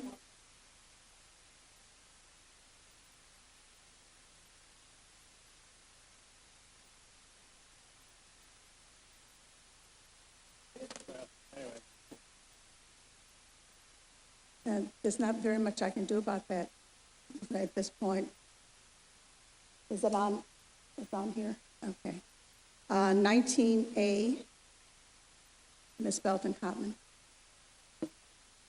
I just wanted to go on the record. I have, and share with the board my concerns here for a lot of reasons. First of all, this was a 5-year lease, and to be in the 11th, 12th hour addressing this and to see that it is only a 1-year extension, I have major concerns, and I really feel that this is an item that should be pulled from the agenda today and sent over to committee so that we can get a clear understanding of what Plan B is in this situation. In the event next year this lease is not renewed, I don't feel that the board should vote on this today without having that clarity. I just think that we put ourselves behind the 8 ball when we vote for something. Right. It sends a message. I'm going to finish, Dr. Cash. Sure. It sends a message by the board pulling this that they are sending messages throughout the community that we are concerned that our children are not being allowed the 5-year extension. In addition to that, I need to make sure, from my perspective, that we have plans in place in the event that this 1-year lease is terminated. I don't feel that after 5 years of knowing that a lease is coming due, that we should be at this point. And that goes back to, I feel, the lack of time that is available for staff to present things through our workshops and our committees, that there's just not enough time in an hour. So my request is that this be pulled, because as it stands right now, I am uncomfortable. The lease does not expire until August the 31st. Certainly we have one more month that we can look at this. It can go, Patty, if you'd be kind enough to put it in your committee under student support, or if you don't have the room, Dr. Tiggs, if you would put it under yours, or even bring it to executive affairs, because it is a lease. And I feel that we would have at least an opportunity to hash this out. That's what my concern is for this, Dr. Cash. Respectfully, I'm not trying to disrespect the process. What I'm trying to see is send a message that our children, $500,000 is nothing to fluff at, is what I'm saying. Yeah. And again, if the board wishes for me to do that, we can do that. But I will say that I looked into that issue. We had a conversation briefly. I'm concerned about it too. I met with the president there. Wanted to make sure that they had Da Vinci in their plans going forward, and I had staff look into it. Let's and I got a different view on it. Let's hear at least from staff, and then we'll consider it from there. So, in response to that, Kevin, I talked to you earlier, and I know you talked to Joe. This 1 year, as I understood it, and you helped me, was to give them time to clear out the cobwebs, if you will, do their overall master plan for the school. But I did not hear that Da Vinci was going to be excised out of those plans. Is that the case? Because if that's the case, then I certainly would concur with Ms. Belton Cotton. Yeah, thanks, Dr. Cash. Where things stand, just for clarity, within the current lease, there's a 90-day clause that either we have to give them notice that we intend to renew the lease, they have to give us notice that they do not. If you looked at timeline backing up from October, we're within that time. People called us 2 months ago, Kevin probably, said that they're in the middle of a strategic plan, evaluate their whole campus. But they're not going to do anything while continue. That's kind of the option we had moving forward, was either sit down and extend this lease for one additional year with their homework. Coincident that we're also in the process of our strategic plan, evaluating all of our high school buildings, evaluating all of our facilities, see have these eventually fit into the equation, lose the lease with the Uval. So I wouldn't want to marry ourselves to a 5-year lease to our strategic plan. Find out the space, high school building, it'll be more appropriate for Da Vinci. So we have homework to do ourselves. I can't give you an answer to your question now. Certainly we can pull this lease, come back to you in committee. I don't object to that, but we have to do something with you.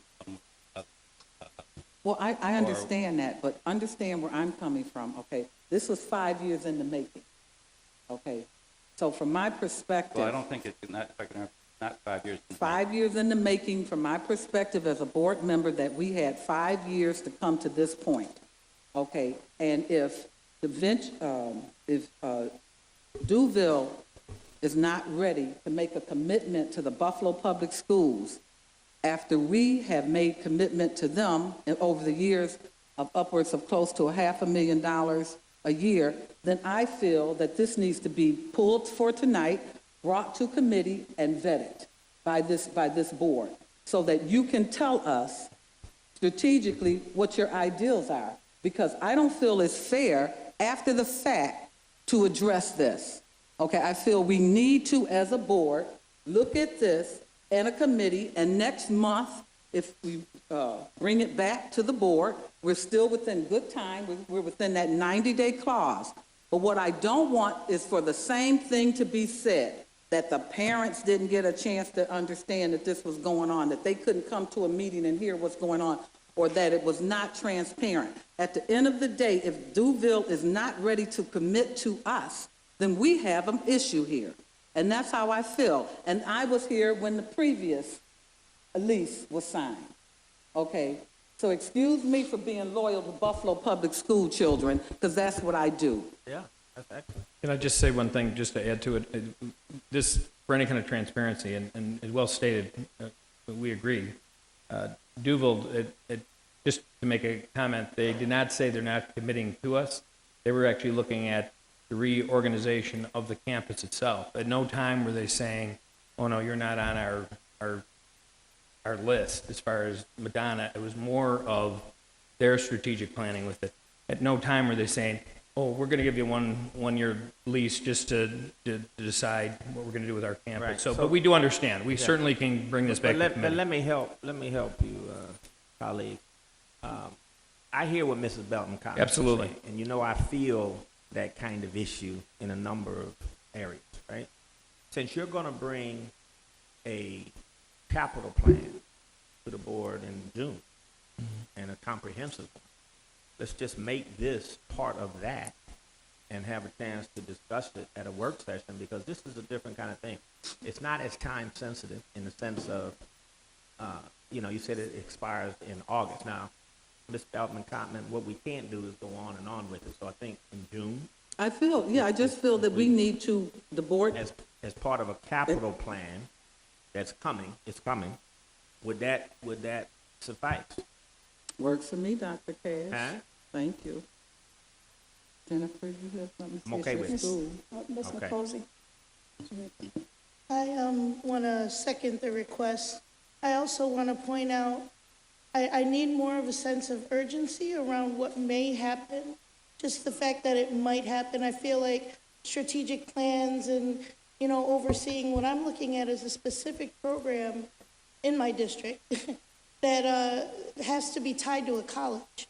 So it's not as if they're going to be, these students are just going to transfer into another high school if something was to happen. So I just want, when we look this over in a month or so, to have a real plan B, to really look into where we would, you know, just say worst case scenario and cover our behinds around what would happen with these students, what would we tell these parents, and would we even create or supplement the program in another building, or would we eliminate it altogether? Would they mix in with middle college? Like it's a specific program, so Absolutely. And it's one of our top I'm concerned programs. about what One that of our looks top like. So programs, I look right. forward to that. Yeah, we all are. But what I was trying to convey is that we got assurance. I thought today that was not That's was correct. not putting us out on limbo. But I hear that, and so let's talk about it. Okay? We'll talk about it. What the college has to do, and I did not want to appear as if I was saying that the school or the college was not committed to us. However, okay, the fact that we are not moving forward is concerning for me, and I just feel that we need to look at it a little closer as a board.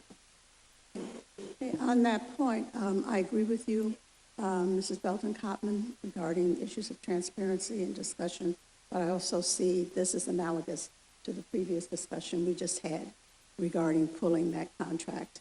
And so it's not analogous? Why is it not analogous? You weren't trying to. No, I didn't say she was. I'm just saying that this is how it looks to me. All right, and you don't have to explain anything else. I'm going to say in regards to the previous contract that I asked my questions. I started calling people, and I think they got a little tired of me, and I started drilling and asking what I wanted to know, because it's very important to me that parents are comfortable. Mm-hmm. So I was not comfortable with the fact that last week we had an opportunity to deal with this a little bit more, but I later found out that wasn't available because it wasn't ready or whatever. So in regards to this particular contract, we have enough time to move forward and put it on hold. I'd like to see that put on hold for 30 days. That's fine. I don't see any other questions. Oh. Any objection pulling it, colleagues? Until June 19A. When you bring the information on this contract, I've also requested, this is the third time, for the capital project process to be spelled out. I asked it at the Finance and Ops meeting twice because I said I don't want 3 men in a room making the decisions for which buildings are going to be used. The board wants input, so I asked for the capital project process to be spelled out and put on one sheet of paper so that all the board members can see it and we can make revisions to the process so we can have input and more transparency. Third time. By process, you mean what? Just so they will engage in conversation so that they can hear what you're saying. The process that they said for the capital budget here involves basically 3 staff members who take a look and say, well, we're going to we're going to close this adult ed school, that's how we want to do it, move this over here, and we want to move somebody out of Bennett, and you come up with this plan, and it doesn't have any input from the board or capital budget processes that I've worked with at the county has a public presentation aspect. I want to look at how we prepare our capital budget, and it cannot be that 3 people prepare it without any feedback, input, and public presentation. So I want to make our processes more transparent. Colleagues, Thank you. That's what we do. We're transparent. We're All right. transparent. I think we've concluded discussion on the consent agenda, so may I have a roll call vote? So 19A has been pulled from the consent agenda. Mrs. Belton-Cotman, how do you vote?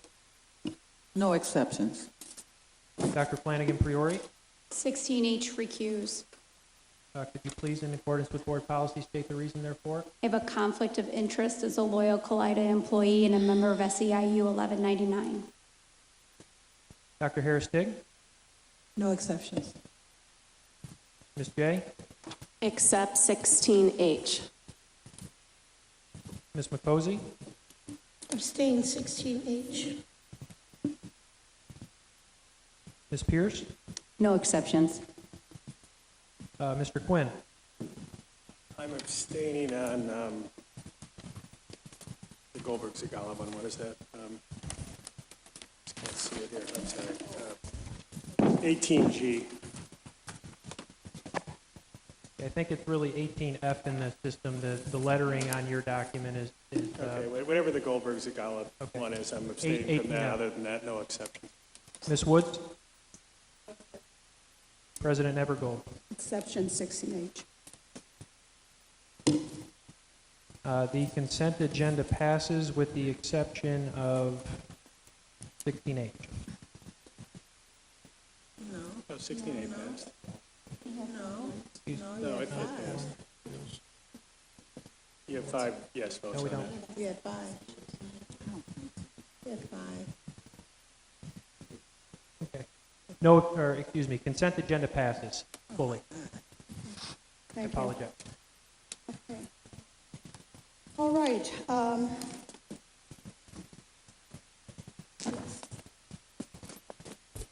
I'm going to ask for an executive vote to go into executive session.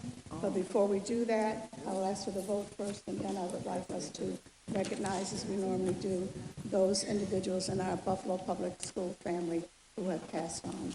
So may I have a motion to go into executive session for the following purposes: to discuss pending litigation with the Buffalo Teachers Federation, to discuss pending litigation between AG and the Buffalo Board of Education, to discuss pending litigation between CLD and the Buffalo Board of Education, to discuss potential litigation with New York State, and for the purposes of receiving legal advice. I would ask, please, for people to either remain where they are so that we can observe a moment in memory of the following individuals. On April 16th, Richard Ish, brother of Chuck Ish, Engineer Service Center. April 18th, Sarah Vickers Hopkins, mother of Monique Y. Durant, MS Senior Data Processing Equipment Operator. April 27th, Valerie Elaine Hoover, mother of Jacqueline Barretts, math teacher at Hutch Tech High School. April 27th, Frank Messiah, former president of the NAACP. And on May 6th, Genevieve S. Stenhouse, retired teacher. And if anyone else has someone.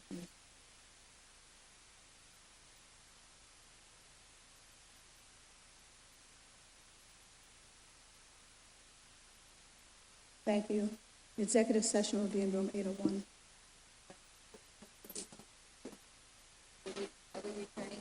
Discuss pending litigation between the Board of Education. Discuss pending litigation between CLD and the Buffalo Board of Education. forth to discuss potential litigation with New York State and apply for the purposes of receiving legal advice. There was no action taken during that time, but I do have requests for motions. So first motion, may I have a motion authorizing the expenditure of up to $1.2 million for the payment of taxes owed to the New York State Department of Taxation and Finance for the 2014, 2015, and 2016. Moved by Ms. Woods, seconded by Ms. Nicosi. All in favor? Aye. Yes. Opposed? Me. Opposed? Mm-hmm. Did you note that? One no vote. Second motion, may I have a motion authorizing the expenditure of $20,000 to fully settle the lawsuit between CLE and the Buffalo Board of Education? Wait a minute, don't put that on there. I changed my mind. I'm gonna change mine. Put me back. I don't want them to notice me and come after me. Move by Dr.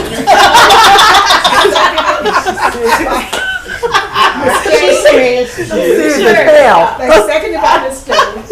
All in favor? Aye. Opposed? I didn't give you.